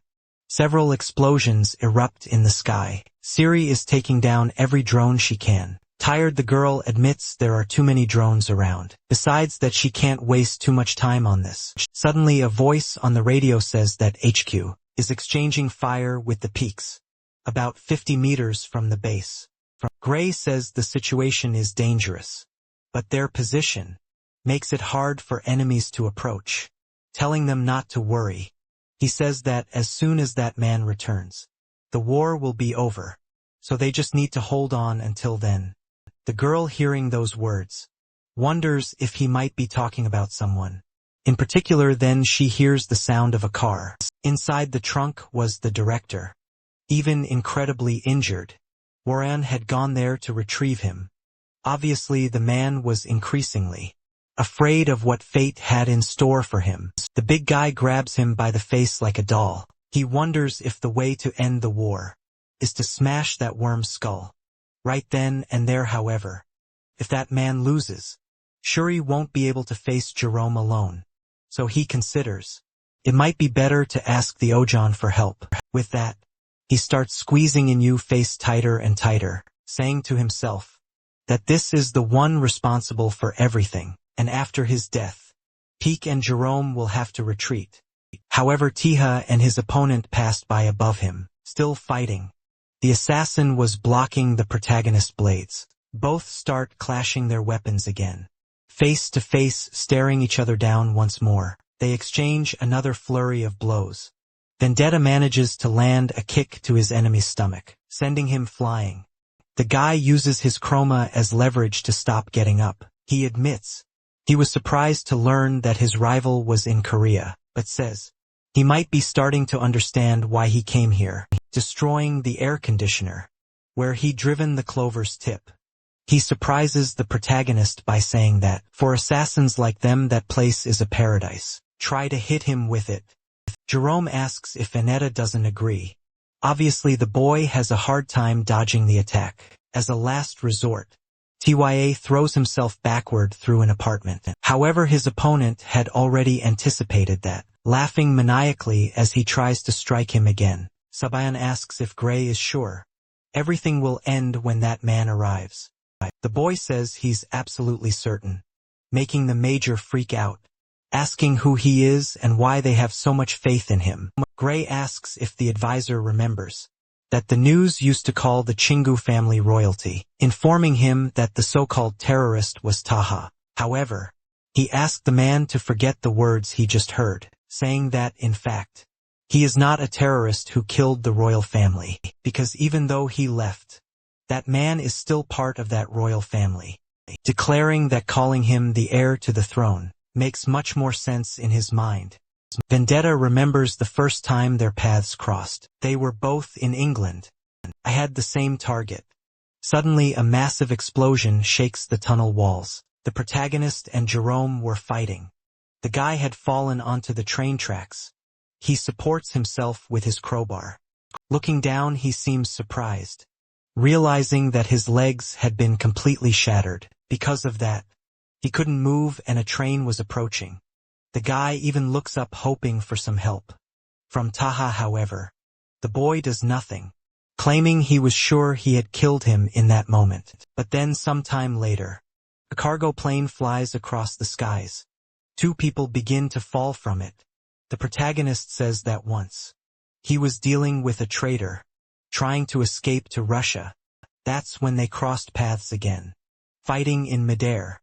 They started exchanging blows while free-falling, until Vendetta manages to strike his vest, cutting the parachute trigger, placing his foot on his chest and pushing him downward. Yet he didn't die that time either. On the contrary, Jerome seems to grow stronger with each confrontation. Madman keeps laughing, claiming the protagonist's strike wasn't enough, saying it came down to a very subtle difference, noticing that his right hand strikes are weaker than the left-hand ones. With that, Jerome quickly charges at Taha, saying that Vendetta failed to kill him, despite multiple opportunities, including the last blow. The guy lands a fiercely powerful strike. The protagonist realizes that his right arm begins to tremble after the attack, as it was the one that had been broken during his revenge. Taking advantage of that brief distraction, the lunatic appears behind him, questioning whether someone of his caliber really hurt his arm. The boy manages to dodge the strike, while his opponent says that, after his brief experience in that country, he can even understand him.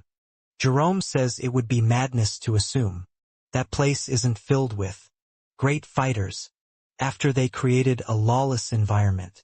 By killing the president, he claims that even so, the best among them all is still Vendetta, since the only one to push him to the brink of death and make him stronger every time is him.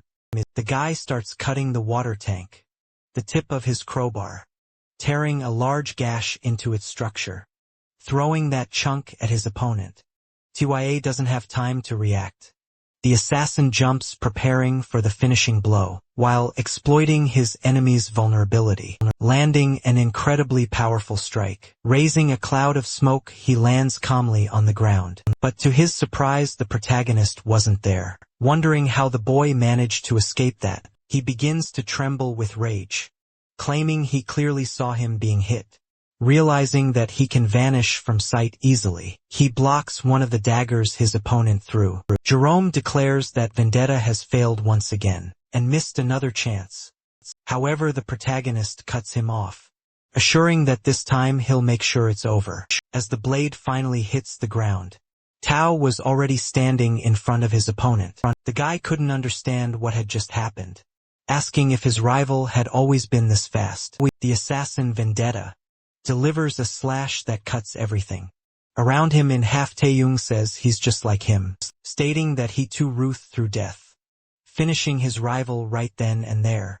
Meanwhile, Shuri was desperately running across rooftops. She says that, according to the radio, this is the last batch of drones, stating she needs to take them out as quickly as possible and return to base. The girl is confused upon seeing two men carrying a body.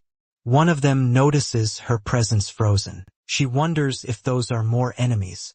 However, the guy calls her by name, claiming to be from a special forces unit of the Ojan gang, while saying they're acting under Captain Human's orders.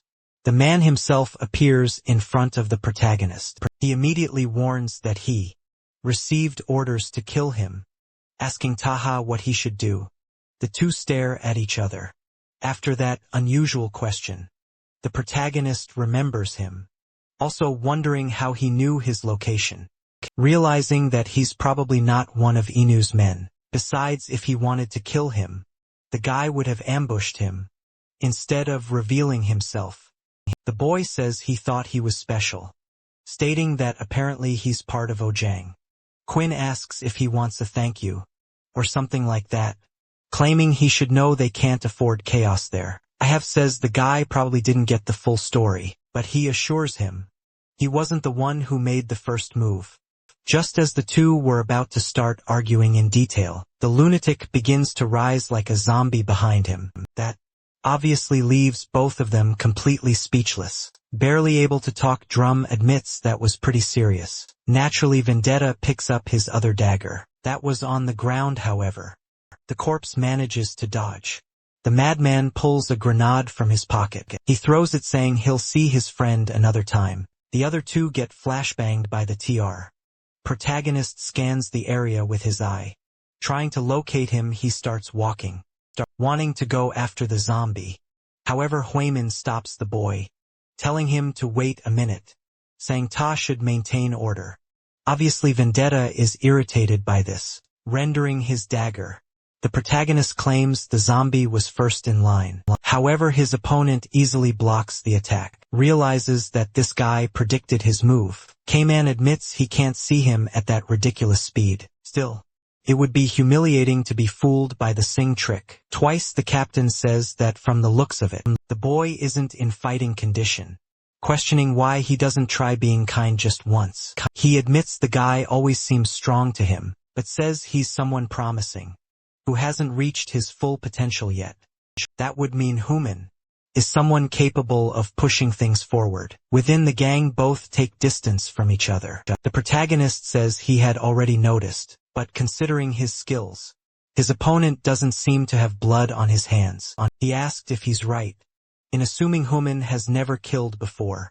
The man tries to land a blow, but Tegan disappears, leaving the guy surprised. The protagonist was already behind him, smiling as he watches him. However, to the boy's surprise, the captain also increases his speed, saying that he's already beaten many, until they were left in puddles of blood. Seeing that Vendetta is shocked by the ferocity. Even so, he dodges the blow, telling the guy to head to the third floor of the abandoned building, 450 meters northwest of there, saying it's there in the residents' hideout, stating that even if Chimin can't kill him, he'll gain something rewarding. But when he turns around, the man realizes no one is there anymore. Left alone in the middle of that alley. Snorting in anger, he says he's sick of that brat. The third district was completely silent. The Ojang Gang's special force speaks on the radio, ordering everyone to pay attention, telling them to surrender. If they don't, a squad will destroy each of them. The announcement is repeated once more, as Insik hides to avoid getting shot. He curses as he sees his soldiers dead on the stairs. The guy complains, wondering if the Ocean Gang also planted spies there. Just like they did, Greg remained hidden in another room, asking if the major was okay, and begging him not to pass out, even struggling to breathe. Suyen tells the boy to speak more quietly, saying they can't let their locations be discovered. Over the radio, said that they found 2 individuals. In the hideout, however, there were many soldiers in surrounding buildings, making the area dangerous. Subordinate asks why they don't retreat, assuring him they'll be tough with Ojan there. But Insik tells them to shut up. Obviously, the mercenary leader could only think about the money, saying that opportunities like this only come once in a lifetime. The major speaks to the bald man, saying it seems he really wants to go all the way. The guy claims that if they manage to kill Giziab, Jerome will handle the rest. But that's only if they wrap things up there. He goes on saying, he'll kill the leader of Yabu with his own hands, but Hands silently approaches him. Freezing him in fear, the person covers his mouth. It was Quarian questioning if he really just declared that their lives were worth 10 billion won. Turning quickly, the bald guy says, the man must be nothing more than a walking corpse by now, but the big man steps back, saying he'll make him spit out every drop of blood, swearing it's for all the ones he killed, landing a punch right in the center of his chest, making the mercenary leader vomit a massive amount of blood. The force of the blow is so strong, it sends him flying out of the building. The mercenaries in the building across the street are frightened by that. But before they can do anything, some wires appear with that. They start getting strangled. As she leaps, Shuri easily decapitates them. Meanwhile, Insik had died from the fall while running. The girl realizes everything is finally over. After that, 5 minutes pass. Huimin had finally arrived at the building the protagonist had told him about. Upon entering one of the rooms, the guy asks what that is at an improvised table. Taya asks the man to join them. The boy makes an observation, saying that at that table sits the representative of the 3rd district, a representative from the Chingu and Yu, and finally a spokesperson from the Ojang Gang, stating that apparently all the key parties are present. The protagonist announces that they are now officially going to negotiate the redevelopment rights of the district, claiming that everyone should walk away happy. Still in the Yabari base building, someone tells their boss that they don't know how to say it, stating that they weren't tricked. They say they don't feel like the right person to speak there, and ask if the sir could help. As someone approaches, The guy asks the old man not to grumble so much. He takes a deep breath after hanging up the phone, and grabs a cigarette with that. Taha offers his lighter, saying it must be hard working until that hour. Clement says it seems. The kid has started carrying his own cigarettes. The protagonist asks if the guy still hasn't gotten over it, wondering if he wants one in return. But he just refuses. The captain admits he wasn't confident in his victory during the last fight, saying that'll be the case for many of his future battles. However, he states that if he gets the chance to fight 3 more times, he guarantees he'll win. The boy simply watches him in silence, annoying the guy.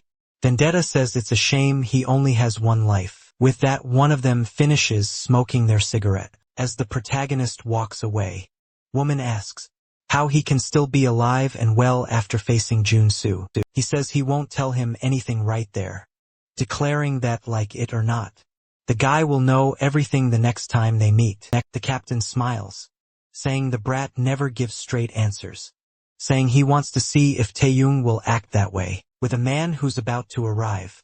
After some time back at the abandoned building, Huimin returns accompanied by 2 more men, including JP. As they enter, Horian promptly bows greeting them, introducing himself as the former leader of Group B from the ancient branch, saying he's sorry for making the vice president come all the way there. The older man says it's been a while since he last saw him, noticing the man has some injuries. However, the guy says that fortunately, he's not having trouble moving. J. Paul says that apparently, he is the problematic one here, asking him to stop the formalities. After all, Waring isn't part of the gang anymore, telling him not to bow so easily to others, saying he didn't let him leave so peacefully, just to be greeted like that. Even Human notices the strange tension. The big man admits it's already surprising to see the 7th. But he never imagined seeing the 2nd in command show up there. He was the one who turned the gang into an organization, incorporated into the political system, when he was appointed vice president. Caused quite a stir, admitting that the guy always led them toward victory, where violence is not an option. He supposes that's even more troublesome than Chingu. Everyone goes silent as they hear his footsteps approaching. Jeppel introduces himself and says that, before they begin, there are some matters he'd like to address. Inju was still tied up, muttering non-stop. The man demands that they untie the director, saying he refuses to negotiate anything until then.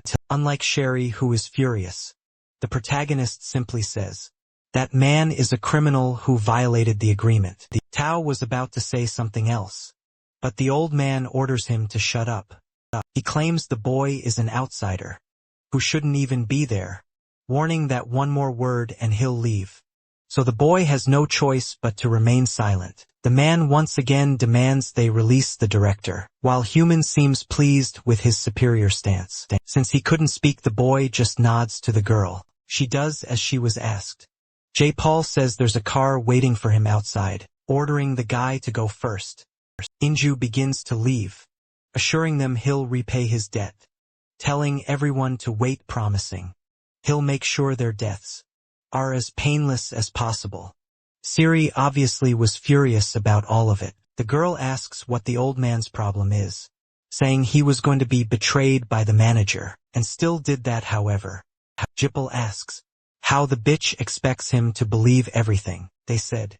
That leaves her even more confused and outraged, asking how could she possibly know whether it was truly a breach of contract or just some internal dispute between the two. She slams the table, stating that the director kept her father hostage, the man who was almost killed by their third best subordinate. Looking at the protagonist, the man asks if it wasn't him who stabbed in you at the hospital. That, of course, leaves her speechless. He states that even if the director was threatening her people, still wouldn't justify a war. So after they provoked and threatened that man with an outsider, it's his duty to hold both parties responsible for breaking the contract.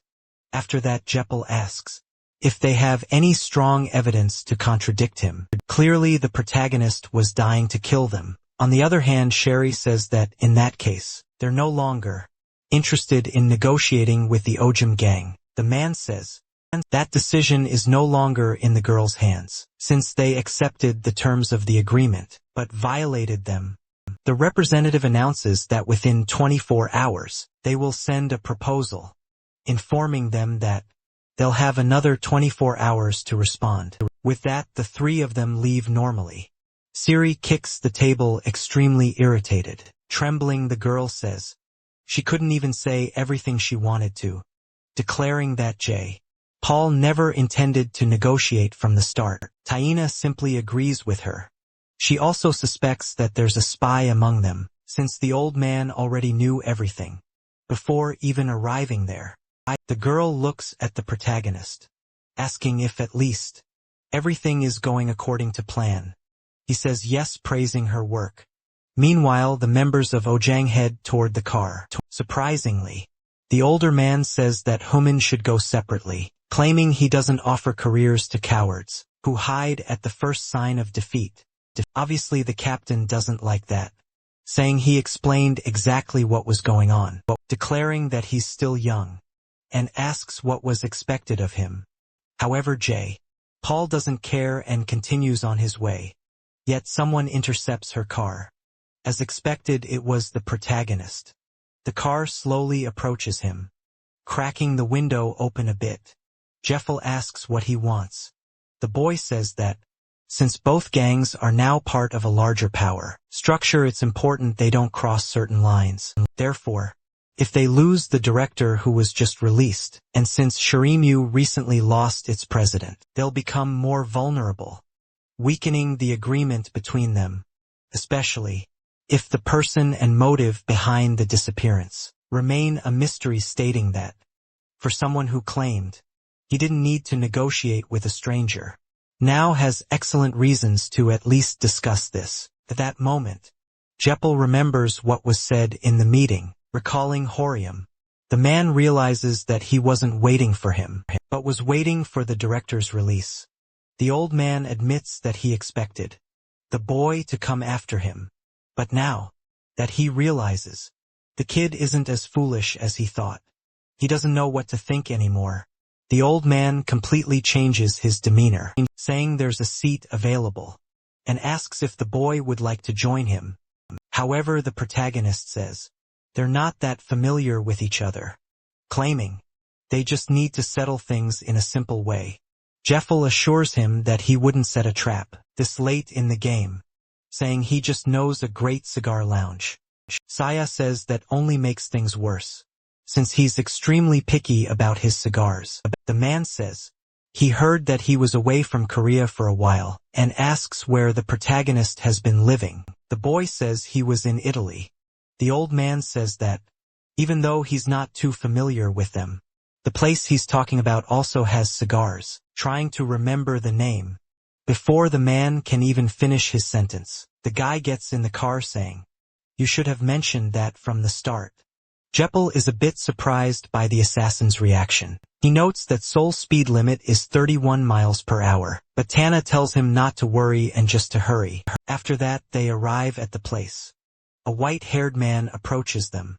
He says, "These are the cigars the gentleman usually smokes." Additionally, he brought the ones he had ordered. The man says he'll enjoy them as always. The waiter wishes them a good time. However, before he leaves, Theo calls him, asking if they have matches.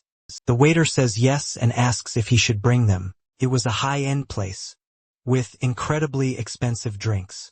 The boy says that isn't a typical cigar, made with a Kentucky blend, appreciated by workers as well as other social classes, characterized by its considerable length, which is sometimes cut in half, to be shared with partners.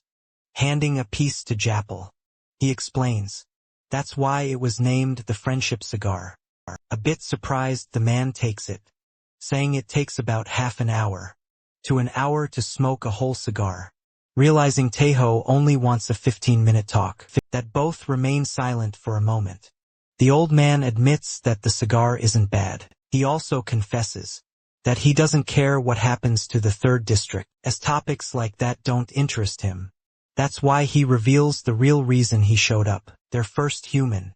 Still doesn't know how to handle situations like that. Second, he couldn't understand how someone capable of facing Chin, whose royalty ended up in a place like that. The protagonist says he almost died back then, assuring he's only alive because of the people. From there he requests the man to offer guaranteed housing to the citizens until the redevelopment plans are completed, providing the necessary relocation, support for a new apartment, by Gangnam standards with no extra fees. Jeppel states that just the construction alone will cost 3 trillion. If they offer that kind of support, families would earn 10 times the property's value. Taya asks if they're not there to negotiate, as he got the impression the man wanted to know about his plans for Chinu's future. However, the old man denies that intention, saying he's there for another reason.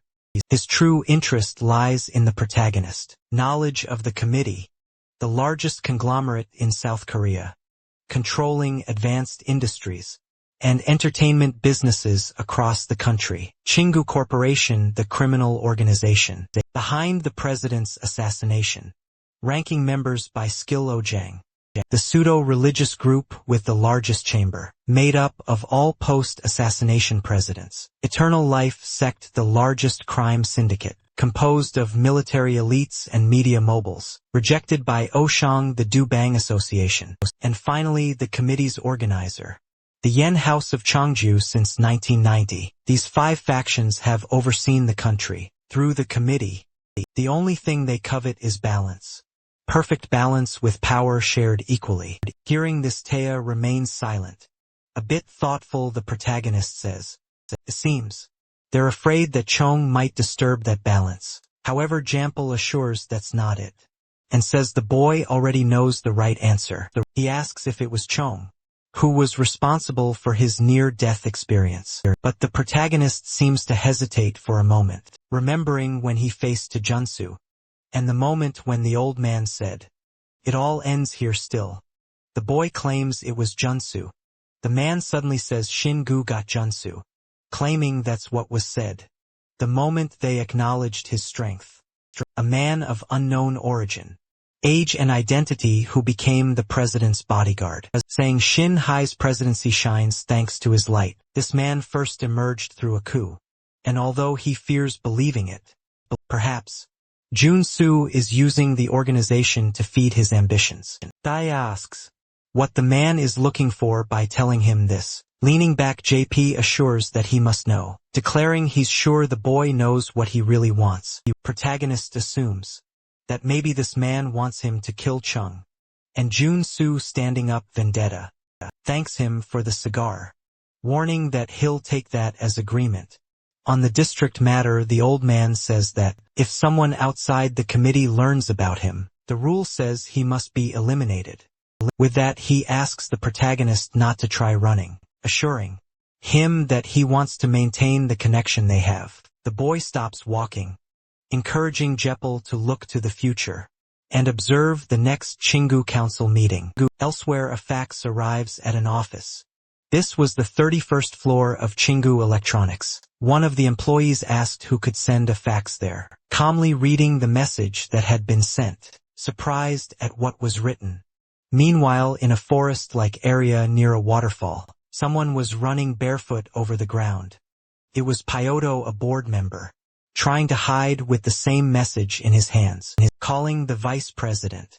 The man informs him that Injiu has announced he won't take part in the vote. The old man who was bathing stops in place. Visibly irritated man says he sent a fax, stating that a proxy will be present. The gruff man asks who the proxy would be. The street displayed protest banners, making it clear that entry into the building was restricted and that the residents would fight against the demolition inside the cafe. The preparation process was detailed, indicating that it involved an espresso machine and a preheated ceramic cup. The beverage, a blend of Arabica and Robusta beans, was used with a dark roast, which was ground while the machine softly whirred. Then drop by drop a stronger strata of coffee began to flow from the machine, the dark liquid dripping rhythmically into the cup. The coffee then filled the ceramic cup, and the light foam floating on the surface was a sign of a perfect result. Thus he proudly presented the cups, explaining that it was an authentic Neapolitan ristretto, whose aroma spread through the room. A person wearing a cap with long hair observed the small cup in their bandage hand attentively. Then they lifted the cup and took a small sip of the dark drink. The other customers in the cafe reacted with astonishment, finding the drink very hot and extremely bitter, while the indignant group asked if he expected them to drink that, complaining that their throats felt like they were on fire, and questioning whether the intention was to kill them. He then explained that he usually had a shot of that drink before going to work to get more energy, and that they would soon get used to the taste. Even so, one of them commented that the drink was far too bitter, and jokingly asked if it was a crime to add sugar to coffee in Italy. Taiha, with his head slightly tilted, replied that it wasn't, and that they should have said if they wanted sugar, as he hadn't added any, which seemed to surprise the group. The person in the cap then said to forget it, stating they preferred something cold, and began politely asking to order an iced Americano. At that moment Taeyong interrupted, holding a knife in their direction, and asked if they were serious, which the person in the cap side questioning his seriousness outside. A narrow alley extended alongside the establishment, with a few garbage bags and air conditioning units on the wall. Back inside the cafe, someone in the group asked how the negotiations had gone, and what the current situation with Ojong was. Taeyong looked to the side, with a serious and thoughtful expression. The scene then shifted to an elegant cigar lounge, where it was revealed that on that day, Yepi Kim had accepted all the terms of the initial proposal. Displaced residents would be relocated at no cost, with free rent in the new apartments, after redevelopment and no charges during construction. After the move, any property sale would have to go through a company appointed by Ocean, which would receive 50% of the profit, based on the original property value. Tyler reflected that the terms were unexpectedly better than he anticipated, although there was one caveat.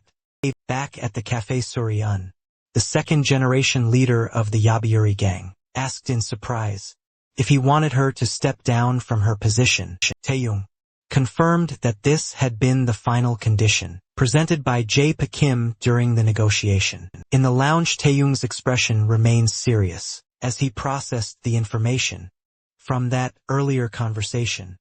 During that conversation, Taeyong had addressed Jae-pa Kim, asking if he was referring to Miss Suryeon. Jae-pa Kim then wanted to know if Taeyong knew who had taught Suryeon to use custom-made wires as weapons in her fights. Taeyong responded that, although he didn't know the details, he was aware she had trained with someone, before abruptly leaving Jae-pa. Kim proposed one more condition: the leadership of the Yaburi gang should be transferred to Horian. Lee Taha, a little surprised by the demand, asked if it was an overstep to question the reason. Jae-pa Kim explained that officially, the reason was that communication with Horian would be easier for Ojang, but unofficially the story was different. He continues saying it was a precautionary measure, albeit a small one, because after all, there was only one person in Korea who used that type of weapon in the present at the cafe. A boy then asked who that person was, and whether her mentor was really that renowned. She began by saying she wasn't very sure, but when a scout showed up with the offer, her father was quite surprised. The offer was to join the best group in the area, or something like that, since they promised good pay. She ended up accepting, as she felt stuck in a big house all day. Taiga, speaking of which, had something important to add. He believed it would be best for the Yaburi gang to be under Ojang's leadership. The other two were very surprised by the idea, one of them questioning what he was saying. He then stated that Jae-pa Kim also agreed, and that, although they would become a faction under Ojang, in name only, in reality they would be. But he's cut off. Suryeon stood up quickly, strongly disagreeing despite her gratitude. She firmly refused the proposal, claiming that Oh Jong was responsible for her father's condition, and that they could not serve an enemy. He insisted that this was the only way to save her father. He continued reminding her that her father was still at the Chimgu hospital, and his safety would be the first to be compromised once Chingo noticed in Yu Hong's disappearance. Even so, she seemed reluctant and shaken by the situation. At that moment footsteps approached, and a voice asked them to do as he said. Calling her chief, a group of men appeared, and the one with his arm in a sling declared that he believed it would be wise for them to also fall under Ojan's command. Surprised, she expressed concern, telling the newcomer that she had told him not to strain himself. He then argued that if they didn't join Ojan now, Shingu would certainly return seeking revenge, and when that happened it wouldn't be with mercenaries, but with their real forces, which would be very dangerous. Taeyong looked at the man who mentioned Shingu. Security, his eyes showed focus on what was being said. The man continued explaining that for 3 years, much blood had been spilled and no one, neither parents, friends, nor neighbors, had been safe. He added that even knowing Diziel was alive, in Shingu Hospital no one dared speak up. Fearing he'd be harmed, he stated that he would fight, and if he died trying at least he would know he tried. But he was worried about his daughter, and had a small favor to ask. Then, addressing the chief, he said, the neighborhood's strength didn't come from Gazaya, or anyone else but from her, who protected and led them. Everyone bowed in respect, and he thanked her for everything she had done. He warned her that she had a lot to lose if she betrayed them. Tears welled up in her eyes at those words. Suri unwiped her face and adjusted her cap, telling him not to be so dramatic. She agreed with the decision and smiling, invited everyone to have a drink. Someone cheerfully suggested they go to the Bowman restaurant, and that they needed tables outside. Meanwhile, Taeyong watched the group from a distance. Thoughtful, he placed the cup on the table, stating that with Imu Hong's fingerprints secured, entering the council meeting would no longer be a problem. Confident, he thought it was now his turn to claim victory, and that Chong should just wait. The car sped up as someone inside asked whether Director Inu Ham's whereabouts had been discovered. Director Pyotojang, a board member and supporter of the vice president, wanted to know if there were any updates on the situation. A woman on the phone reported that unfortunately, they still hadn't found him, and that the PBR and HR departments at headquarters were working together to locate him. However, he hadn't been found at his residence, and it was reported that 2 lions the director kept there were found shot dead. Shocked Director Pyotojang asked if the lions had really been shot, and the person on the phone confirmed that yes, that seemed to be the case. The woman went on, revealing that they had also been contacted by the Zhang faction, who informed them that Director Hong had moved forward with the redevelopment plans. In Jiangsu's 3rd district, Zhang claimed a breach of the armistice and declared full control of the redevelopment, taking Piotr Yang by surprise. He wondered what the hell was going on, thinking that Director Hong was an unqualified man, appointed only due to Chong Jin's favor. He couldn't understand how he had disappeared so recklessly, and began to suspect murder, fearing the consequences for his representative. Suddenly someone called him Pyoto, startling him into stammering. Vice President, the Vice President of the Qinghu Group, the Huang Yuyang, a board member, asked to be reminded again of the name of Director Hong's representative. The scene shifted to the city of Chongju, to a building in the Uido neighborhood, Yangdongpo district, where Chongju's headquarters were located. Director Ingu Hong, a supporter of Chong Jin and visibly injured, mentioned that the board meeting would be held on the 60th floor. Tiha, accompanying him, confirmed this and asked whether the board consisted of those 15 members correct. Director Inu Hong remained silent, visibly tense. A knife was pressed against his neck and he stammered, confirming that yes, That was correct. The young man reminded Inuhong that he wasn't being kept alive just to extract information. He already had enough. He was simply verifying what he knew. Confused, the director asked why then, and what it was he wanted from him. His captor said he wanted nothing, to which the other surprised questioned that response. He explained that, even if Injuhong returned to the board, he would be ruined once it was revealed. He had handed Jiang Su over to Ojong, especially since he was appointed by Cheng Jin. The young man said that having lost Cheng's favor, all he had left was death, and urged him to reflect on what he needed to do to survive with that. He turned and began to walk away. His footsteps echoing, the young man turned his head. When he heard the question about whether he was just leaving, a group was waiting for him. Siri asked if he was really going to leave without saying goodbye, especially with Inu Huang tied up like that. He responded that despite appearances, Inu Huang was still a director at Xingu and useful for holding off any counterattacks from Mojang against the redevelopment plans. But with a slight smile, he added that if his presence ever became intolerable, all they had to do was call and he'd take care of it. And he then turned to one of the men in the group, waiting for him. The silver-haired man asked about the promise he made, wanting to know if he intended to keep it. A memory came to the young man's mind when he had asked Gray if he didn't want to step into a bigger arena. He touched Gray's shoulder and warned him that she and Gu might cause trouble, asking him to endure until things stabilized. The woman and the other man said their goodbyes, thanking him for everything. Taya thanked them in return, saying it had been a pleasure, and said, "See you soon." The scene changed to a long, empty runway under a clear sky.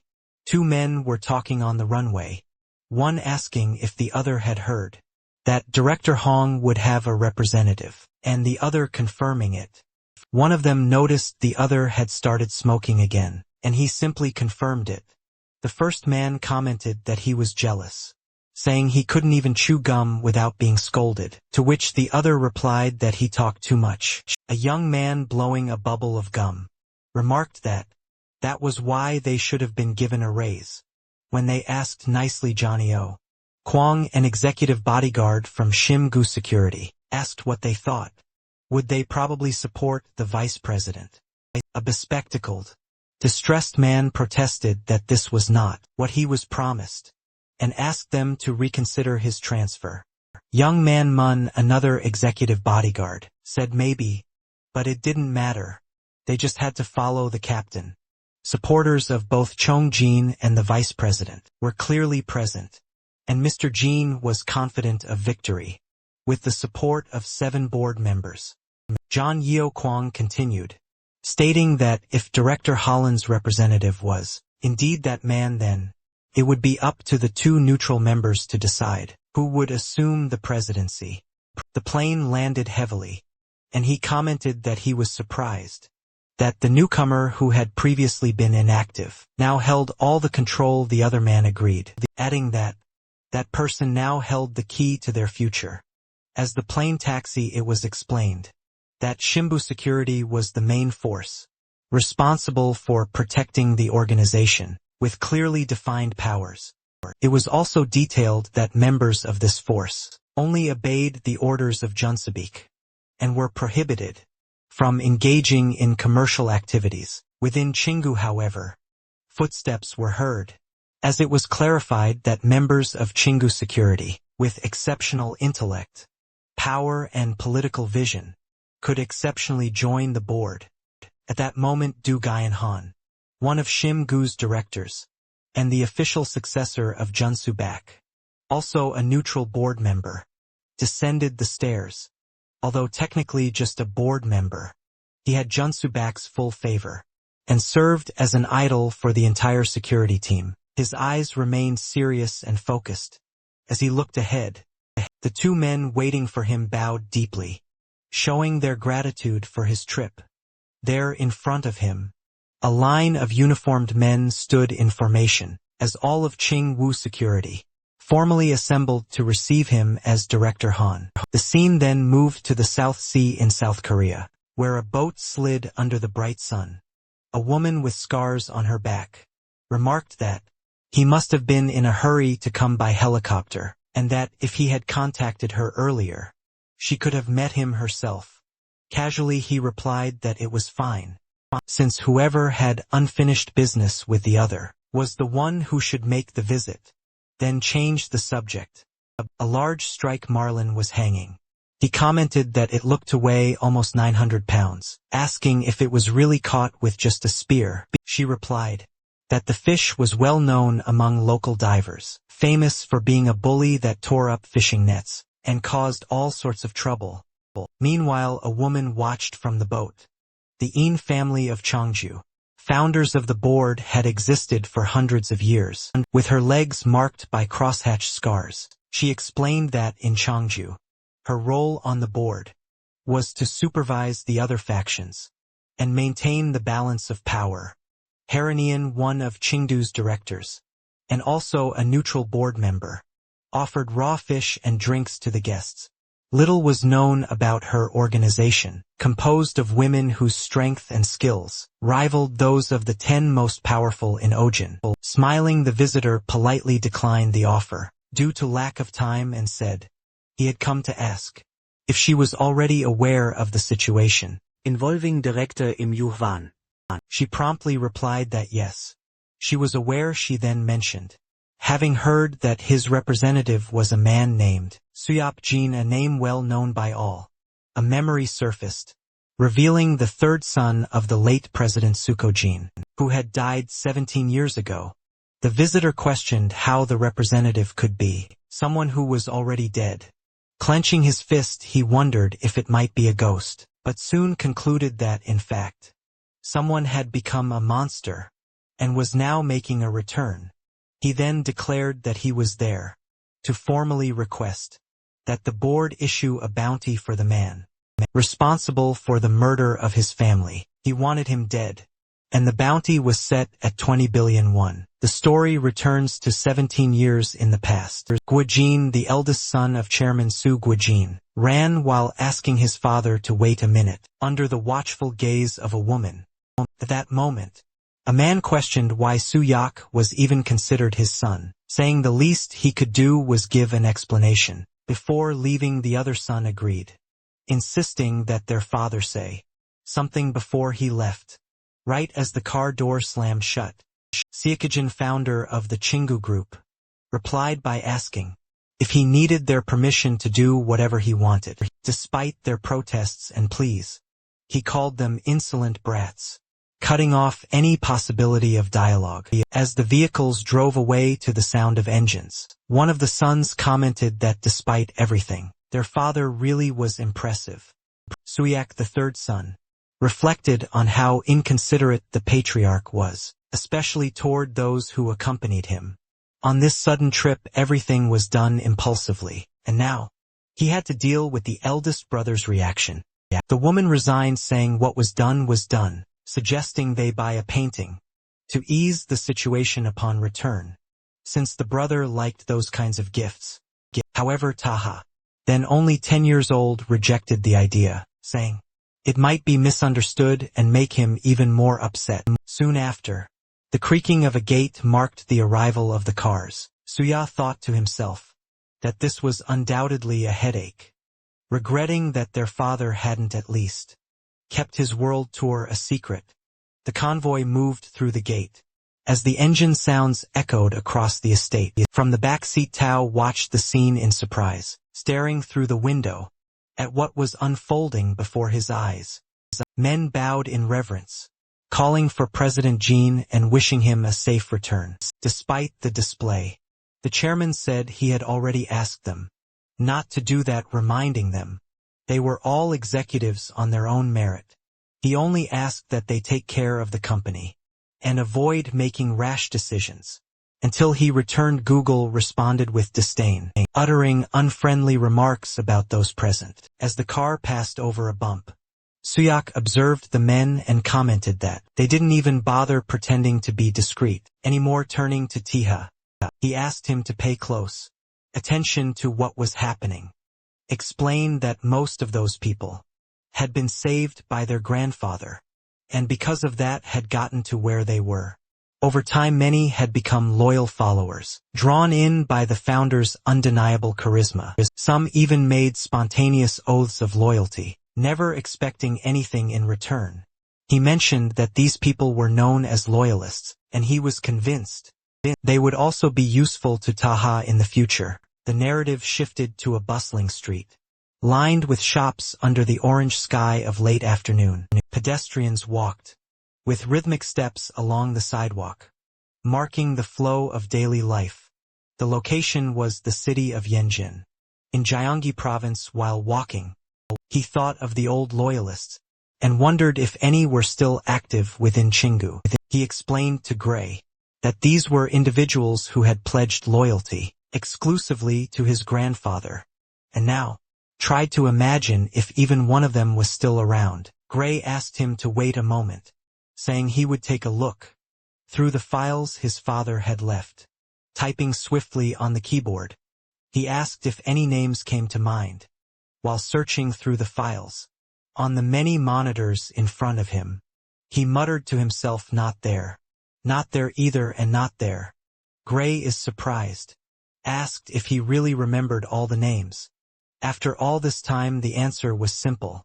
There were fewer than 20, so it was easy to keep track. Even so, Gray continued the search, but confessed he wasn't finding anything relevant. This only confirmed what he had already suspected. He felt disheartened, imagining that maybe there was no one left. He remembered that all the loyalists had sworn allegiance only to his grandfather, and assumed Guo probably hadn't spared any of them. And then Gray, with a spark of excitement, said he had found something. However, he found it strange that the records were still active in the personnel database, since the man in question was retired. He said a bar was registered under the man's name, located precisely in Yangon, and that he would retrieve the address shortly after. The pub door slid open softly. As he entered, he was greeted with a friendly smile by a man behind the counter, who welcomed him warmly. Taya asked what the house specialty was, and the attendant responded, gesturing that the menu was just behind him. With confidence he assured him they only serve the best, and suggested fresh mackerel that had arrived that day. He accepted the suggestion without hesitation, and ordered a portion. Then the attendant asked if he'd like a drink. The customer preferred to decide after eating, responding with a slight smile. The other man smiled back, mentally processing the order for a moment. Then he picked up the fish and slammed it hard onto the cutting board. On the other side of the counter, keen eyes followed every movement as a large, gleaming knife was deftly wielded. It was then that the seated young man asked when the real owner, Wen Segu, would appear that day. The attendant responded with a relaxed smile, asking who exactly he meant, then claiming that he himself was the owner. The answer, however, was immediately challenged. According to the visitor, that wasn't true. Confused, the man behind the counter wanted to understand what exactly that meant. The other, maintaining a firm gaze, admitted he wasn't an expert in raw fish, and then paused deliberately. He then pointed out that the knife being used wasn't suitable for slicing fish, suggesting the disguise could have been more convincing. Before any reply could be made, the attendant lunged with a sudden strike. At that very moment, a blade appeared to block the attack, producing a metallic clang. The impact was so strong that the tip of the larger knife broke off. Surprised, he wondered if that smaller blade had really caused such damage. The young man jumped back. Just as the pub door opened, an older man entered, scolding Hyun Bin for leaving the lights on and worrying about the electric bill. However, upon seeing the scene before him, he froze confused. The attendant, clearly alarmed, shouted at him to leave immediately, calling the other an intruder, and vowing to handle it alone. Meanwhile, the older man kept his eyes fixed on the scene, trying to grasp what was happening. With a slight smile, the man in the suit greeted him calmly, saying it had been a while since they last met. At that moment, A memory surfaced in the image from the past. The young man appeared beside that same older man, listening attentively as he spoke about the loyalists. Inside a car, he revealed that his bodyguard, Wang Su, was also one of the loyalists. The other man, visibly flattered, replied that compared to the others, he was still just getting started. At the time, he made it clear that his only wish was to serve the young master the best way he could. The present hit hard as Wang Su's face, now in the restaurant, revealed deep emotion. Tears streamed down his face as he fell to his knees on the floor. The drops marked his overwhelming emotion. He expressed immense relief at seeing him alive, and he concluded, his voice choked, by respectfully calling him young Master Tiha. In the background, the attendant watched the scene. Stunned, the scene shifted to a quiet, organized office bathed in the soft light of dusk. Wang Su invited the young master to come in, saying the place was small, that he was truly grateful to have him there. He then asked if the young master was the one who attacked the Qiansu annex, praising him for doing what no one else dared, and calling him remarkable, as he casually tossed something aside.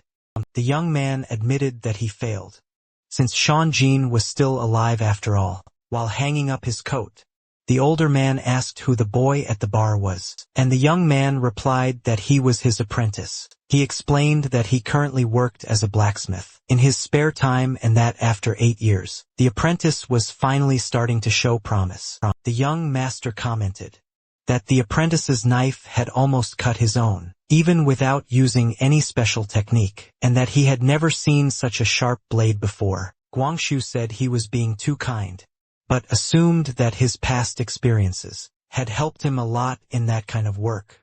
As he tossed something into the trash, the memory of the abrupt entrance into the bar resurfaced, with the young man jumping back, while Wang Su scolded Hyun Bin about the lights and the electric bill back in the office. Wang Su asked again with conviction if the young master was the one who attacked the Qianhu annex. Young man noticed he had thrown the bill away without even looking, and wondered why.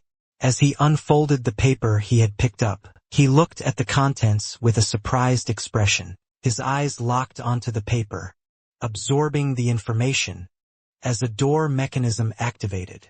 Guangxu said, "Anyway, young Master Guangsagu, former vice president of Shinbu Security," then asked what the young master had been doing all these years. After a pause, the young man answered darkly, "Execution." The camera focused on the trash bin, full of crumpled papers, including what looked like a bill. He then clarified that he had been busy killing those who had betrayed his family, showing a wanted poster with his photo and a large bounty. 17 years earlier, a man sat alone in a dark room waiting. Suddenly a door opened with a loud creak, revealing darkness on the other side. Another man entered and pulled up a chair. Noting that Wang Su seemed to have seen better days, Gu Yun, the eldest son of the president of the Qingwu group, found it pitiful to see him like that. As Guijun mentioned that the funeral for his father, Sui Yu, and his family had gone smoothly, Wang Su collapsed onto the table. Google continued, explaining that they came up with a story, claiming Wang Su wasn't on the yacht because he was caring for his sick mother. Wang Su suddenly stood up, furious, and told the other to shut up, accusing him of being responsible for everything. He listed the firing of the caretaker and the disappearance of his mother, asking if Guijun thought he wouldn't notice the plan to keep him off the yacht. Guijun calmly replied that regardless of what was said, the fact remained that Wang Su wasn't on the yacht, but there was proof Su Yuk had invited him. Wang Su then asked, his face tense, if he had misunderstood the other's intentions. Guo Jin said he didn't want to blame him, because he understood that family comes first, while making a small gesture with his hand. He assured Guangsu that nothing would happen to him or his mother, and sliding over a notepad and pen, asked him to write, leaning forward. He asked who among the loyalists still remained. He knew the group of loyalists was larger than the ones who had bowed at the gate. That day Guijin urged him to write, revealing those who would refuse to serve him, but Guangsu's gaze was resolute. Seeing the hesitation, Hujin turned to the other man in the room, Junsu, and asked where his loyalty lay. While Guangsu appeared to waver, Junsu replied that Gujin already knew the answer. He served only Chingu and Chingu alone. Sometime later Guangsu, now older, asked the young master if he was saying he had become an assassin. The young man confirmed it, saying he punished those who had betrayed his family. Wansu, with a slight smile, supposed that might include him too.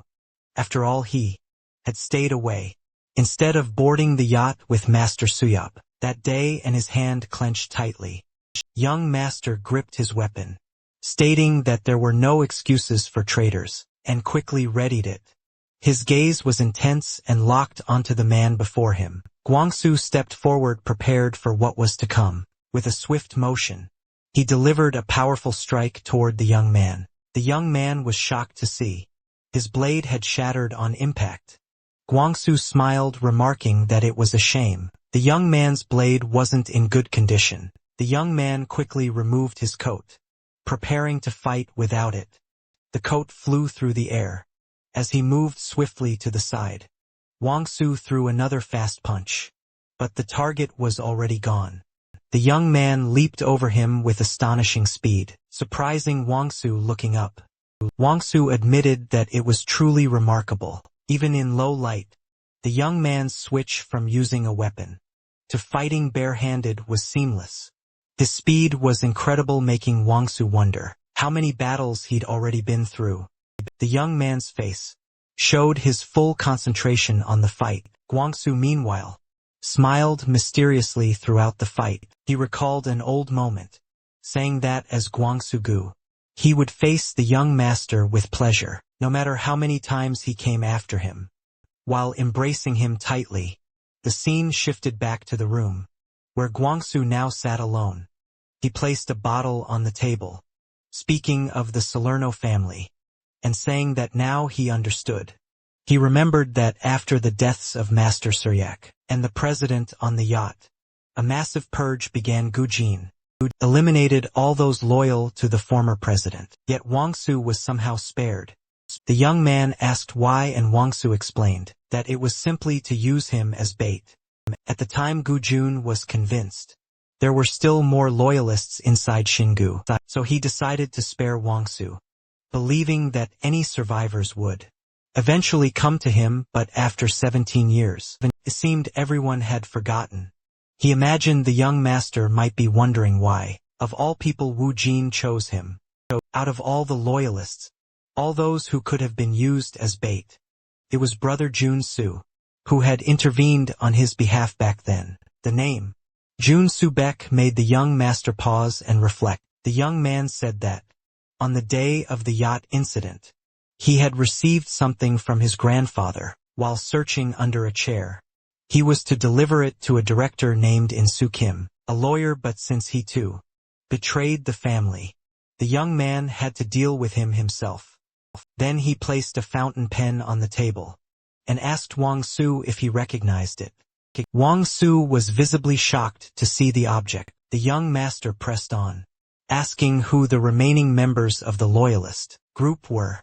A memory returned of the old interrogation room, where Guojin asked how long Guangsu planned to remain loyal, mentioning that even lawyer Kim had switched sides. Guojin said that kind of loyalty wasn't noble, and that no one was left to appreciate it. In the memory, Guangsu slammed his head against the table in despair. The sounds of his skull hitting the wood echoed as Guhojin and Junsu watched. Back then, Junsu had told Guangsu to stop that nonsense. Covered in blood, Guangsu asked if he should give up and surrender, like Junsu had. While droplets of blood hit the floor, he screamed that Xingu was the president's dream, the man who had given him a chance, and asked how Junsu could suggest betraying him. Through tears and ragged breaths, Guangsu said it was impossible, and that he'd rather die than betray the president in such a way. The image showed the scars on his head, a reminder of that day back in the present. Guangsu remarked that after 17 years, not many would remember that fountain pen. Still he declared that as long as he lived, he would continue to follow the president's wishes. Then Wang Su asked the young master to become the next president. Of Chiengu director Myong-dae Kim of Chiengu Electronics adjusted his glasses, stating that 3 of the 6 board members who supported the vice president were at risk. They were served by department heads, each with at least 20 years of experience, but with their superiors refusing to step down. Tensions were rising, with those greedy old men refusing to retire. Director Chong Jin, also on the board, thought it was no wonder the group was falling apart. He ordered his assistant to schedule a dinner with the department heads, believing that, after so many years of service, they would have secrets about their superiors. A shoe tapped lightly on the floor as someone approached them. John Jean greeted the arriving director, saying it was good to see him. A group of older men was approaching, and one of them asked how he was that morning. The vice president of Chingu, Wang Hu-yong, said he had a matter to discuss and asked for a moment of his time. Jun Jim responded with a smile that he was quite busy, as one could see, and asked that everything be sent by email later. He added with a touch of sarcasm that despite them all being old, surely someone among them could manage to write an email. Vice President insisted that if he was busy, they would keep the discussion brief. Right there his foot stamped the floor firmly. A woman in a suit stepped between them, her hands clasped in front, apologized but requested that the Vice President refrain from approaching, as Mr. Beck had ordered no confrontations. Before the board meeting, Myung-jae Kim noted that, although the Vice President was the boss, even he had to follow Mr. Beck's orders, since she and Bruce, security, had taken Chong Jin's side.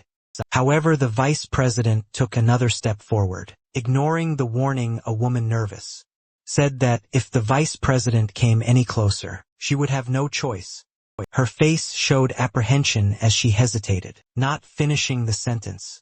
The vice president, with a furious close-up look, harshly ordered her to get out of the way. His eye conveyed restrained rage, as he began to insult her, calling her a brat. His imposing presence visibly frightened her. As she looked up at that moment, Chong Jin appeared behind the vice president, cutting through the tension.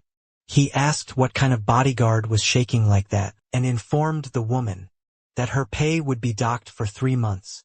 Bodyguard lowered her head, seeming to accept the reprimand silently. Myung-jae Kim Thought about the overwhelming presence of the vice president as imposing as that of Mr. Beck. He reflected that Wang Haiyang was a small giant, but powerful, and understood why Madam, the founding president Mo Guijin, had managed to topple him. The vice president smiled slightly. Looking at Chong Jin, he said that, on a personal level, he was very grateful to Chong Jin, because by eliminating not only the loyalist faction, but also Guvo Jin's Chong Jin, had allowed him to take the presidency of Chingu. After 37 years, he then mentioned the man for whom Chong Jin had offered a reward 3 days earlier, the assailant behind the Jin family massacre, and the one who severed his Achilles tendon.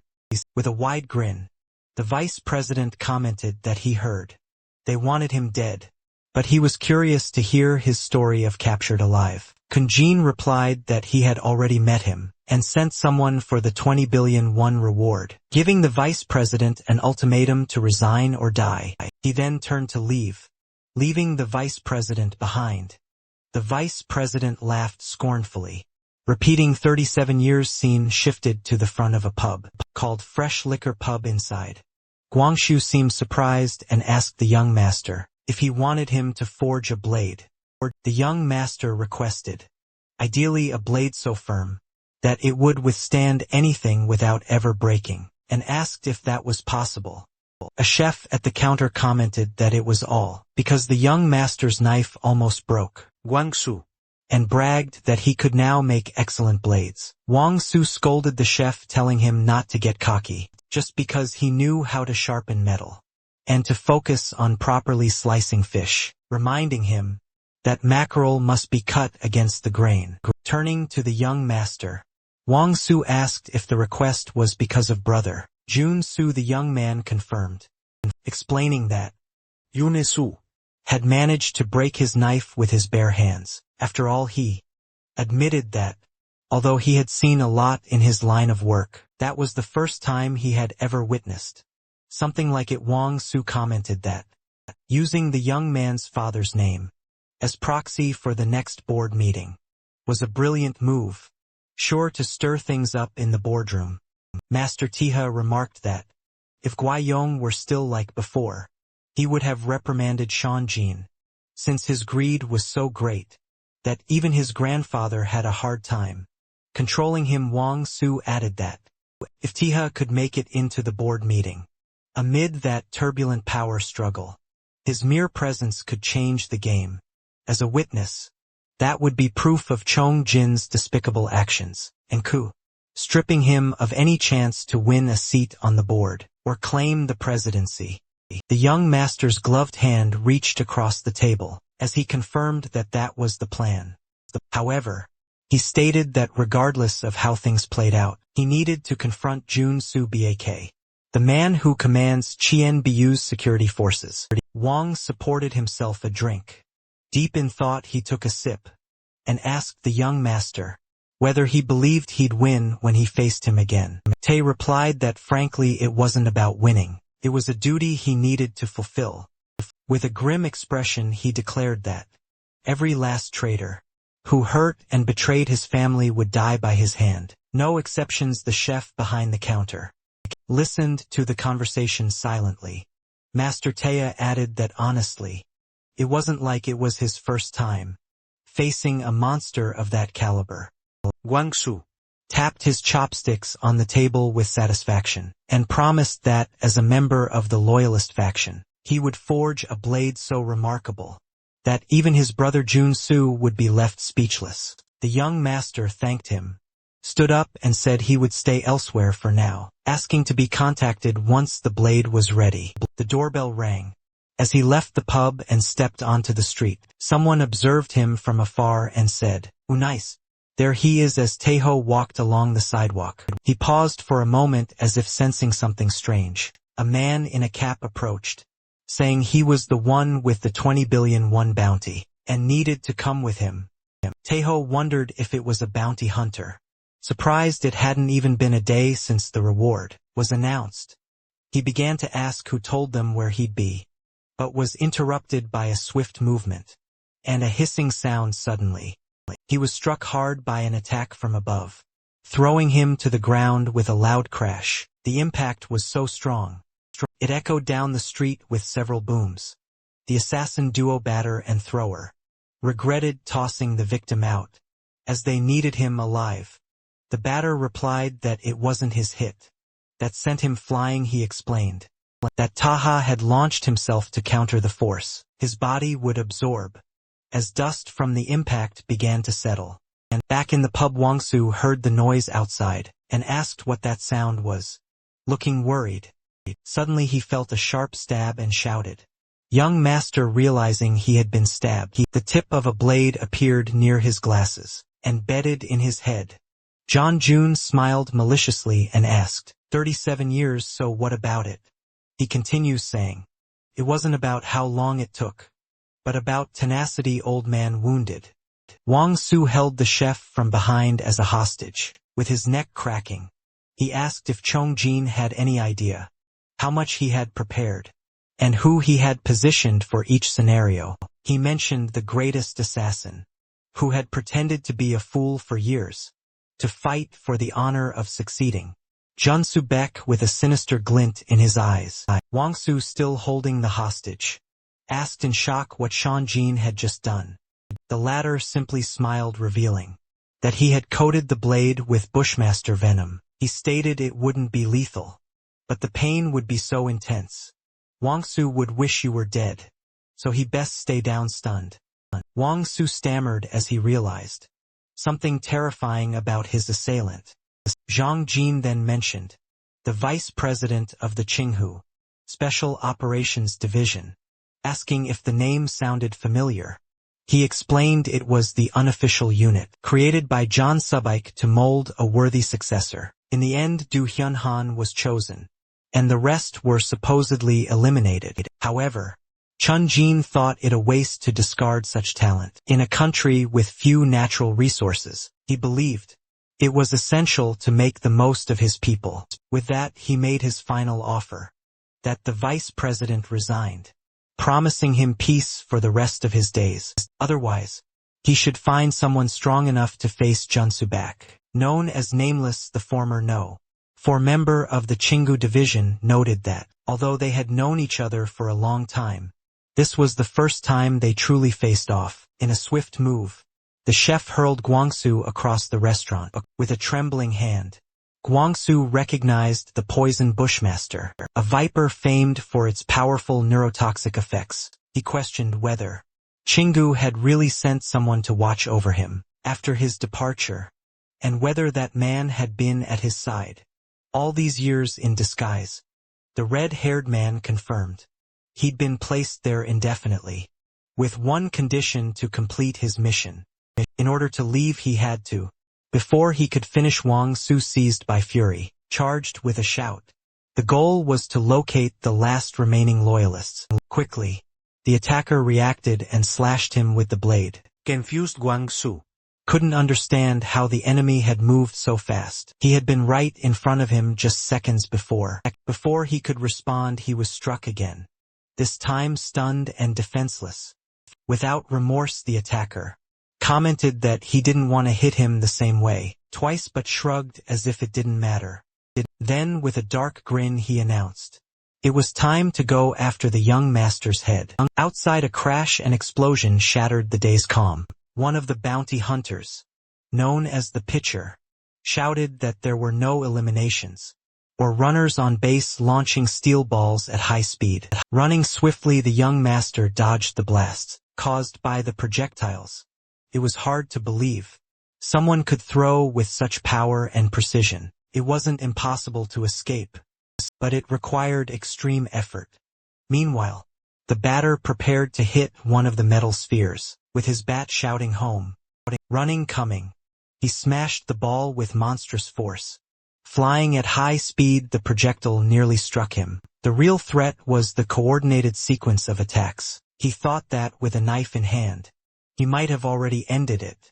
Seeing Taha dodge, the batter remarked that the 20 billion one bounty made sense. Only someone among Ojang's top 10 could evade his strike. Getting closer, the pitcher suggested Taha surrender, while they were still being reasonable, promising to spare his life. Ironically, the young man replied that it was a noble gesture, considering the aggressive use of a bat from the very start. Laughing, the batter asked if his partner really thought a polite request would be enough. As both advanced, he added that for players like them, the actions spoke louder than words. If they wanted to be heard, they should first take him down. Finally, the picture revealed that some had hired them to capture him alive, others to kill him. They'd be paid either way, but perhaps Theo would prefer being taken alive. The young master stared at the wanted poster, wondering if they truly wanted him alive, and whether these men might be tied to Chongjin. At that moment, the red-haired assassin appeared silently behind him, ready to strike with an agile move. The young man managed to dodge the swift blow. Surprised by the evasion, the assassin spun his weapon in the air, as if assessing his opponent more carefully. The bounty hunters reacted instantly. The batter, irritated, shouted, asking who the hell this guy was, and how he dared interfere with their goods. Unfazed, the young man turned and asked the newcomer's identity, smiling wryly. The red-haired man replied that he hoped he noticed, declaring himself the assassin sent to kill him. The pitcher scoffed, mocking that another disgusting cockroach had decided to show up. At this, the batter sighed and said there was no other choice. They have to deal with both now without wasting time. The pitcher again declared no outs. Runner on first pitch preparing another shot. However, before he could complete the move, the assassin precisely sliced his arm, mocking the baseball chatter. Screaming in pain, the pitcher clutched his wound with disdain. The assassin ordered him to disappear, calling him a cockroach. Staggering, the man collapsed, screaming while the batter watched in shock. calling his name consumed with rage. The batter raised his bat high, hurling insults at the attacker. But with a swift, precise slash, the assassin struck him down. Impatient, he told him to shut up, calling him a swollen larva. He added that he was in a good mood, so the others should stop screaming and disappear. As his partner's body fell, the young man approached, watching the scene closely. Then he recognized the clothing and realized it was the apprentice from the pub. Confused, he asked if he had been in disguise, and wanted to know what had happened to his mentor. The assassin laughed and said, he was probably already dead. After all, a dose of the venom usually led most of a death bit, and he taken to the young man's hand clenched tightly. Upon hearing that, he wanted to know if he was acting under Chong Jin's orders, and if he had been sent to track down the remaining loyalists. With a nod, the assassin confirmed and said he'd been rotting in that mission, but the young man's arrival had saved him from that miserable fate. Mocking the loyalist faction, he called it an imaginary enemy, explaining that he'd endured everything with patience, waiting for a single opportunity, and now that chance was before him to kill Du Kyung-han and take Junsu back's place. The traitor, he said this as he launched his attack. The young master met the charge with a firm and determined expression. At the same time, a memory surfaced. The vice president alone in his office, deep in thought in it. Chong Jin smiled, challenging him to find someone capable of facing Jun Seo back. The vice president, still in the memory, smirked in contempt, considering Chong Jin a fool whose navy knew no bounds. He doubted that he could have placed someone powerful enough under their noses unnoticed.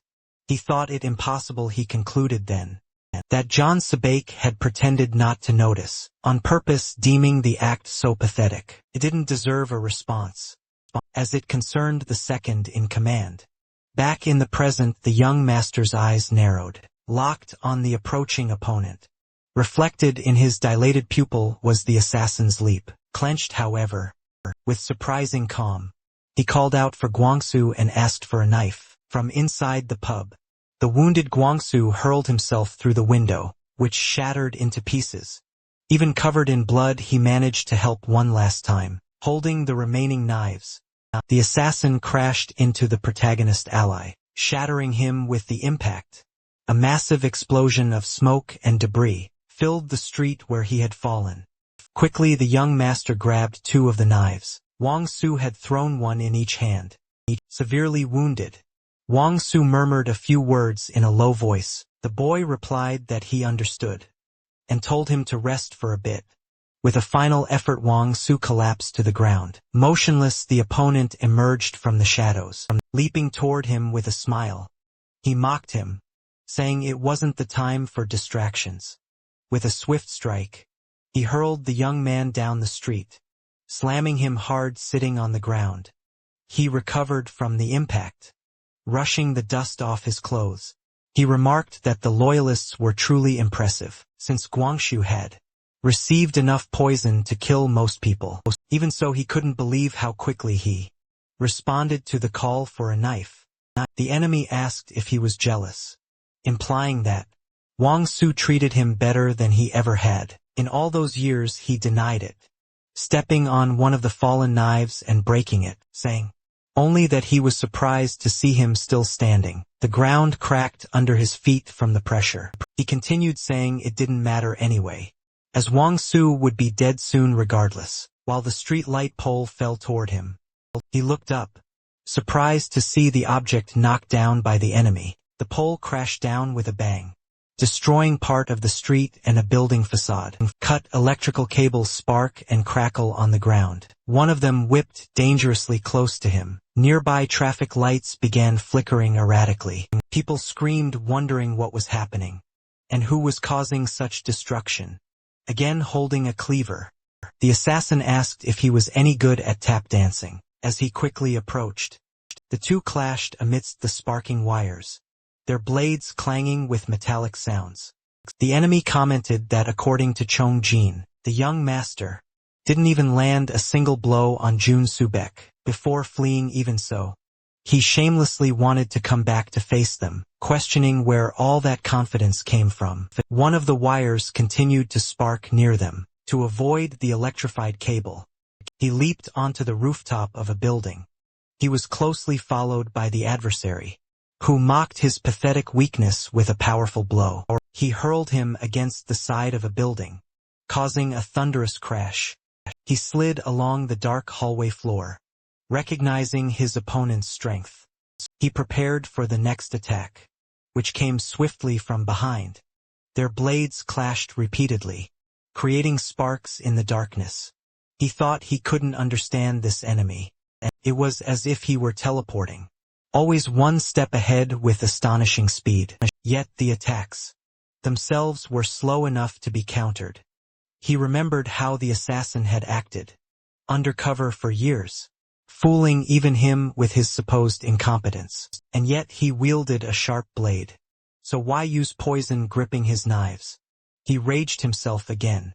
He asked the enemy if he truly understood what it meant to be a killer. In a memory he asked someone feet up on the table if they were talking about assassins.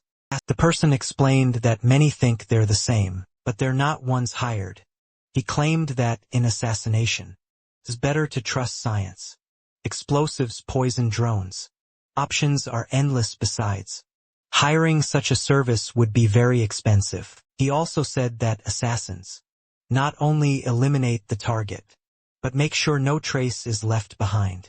He commented that it sounded like his style of work, but he was reprimanded, told his methods were messy. Who in their right mind paints a wall with blood? Then he deduced the recent job was a setup. The person confirmed it.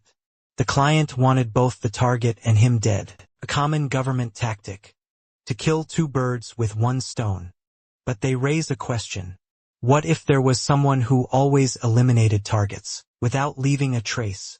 What would happen to the organization that had such a person? The thought worried him. An assassin like that, they would have tremendous power in their hands. Back in the fight, he thought that if this man truly was an assassin, everything made sense. His movements didn't compare to normal speed. They felt like a magician vanishing and reappearing. The purpose, if he had knocked down the pole on purpose, to lure him there into the dark. And this was a plan, not a coincidence. The assassin smiled, repeating that he had been saved from that miserable fate. He returned the smile, understanding why Chong Jin and Jun Subek had left him to rot for years. They wanted to create an assassin, but due to his chaotic way of acting like a killer, they gave up on him. The M's eyes widened in rage at those words. In another memory, still young and wearing a tracksuit, the assassin was being reprimanded. He took a blow, falling to the gym floor.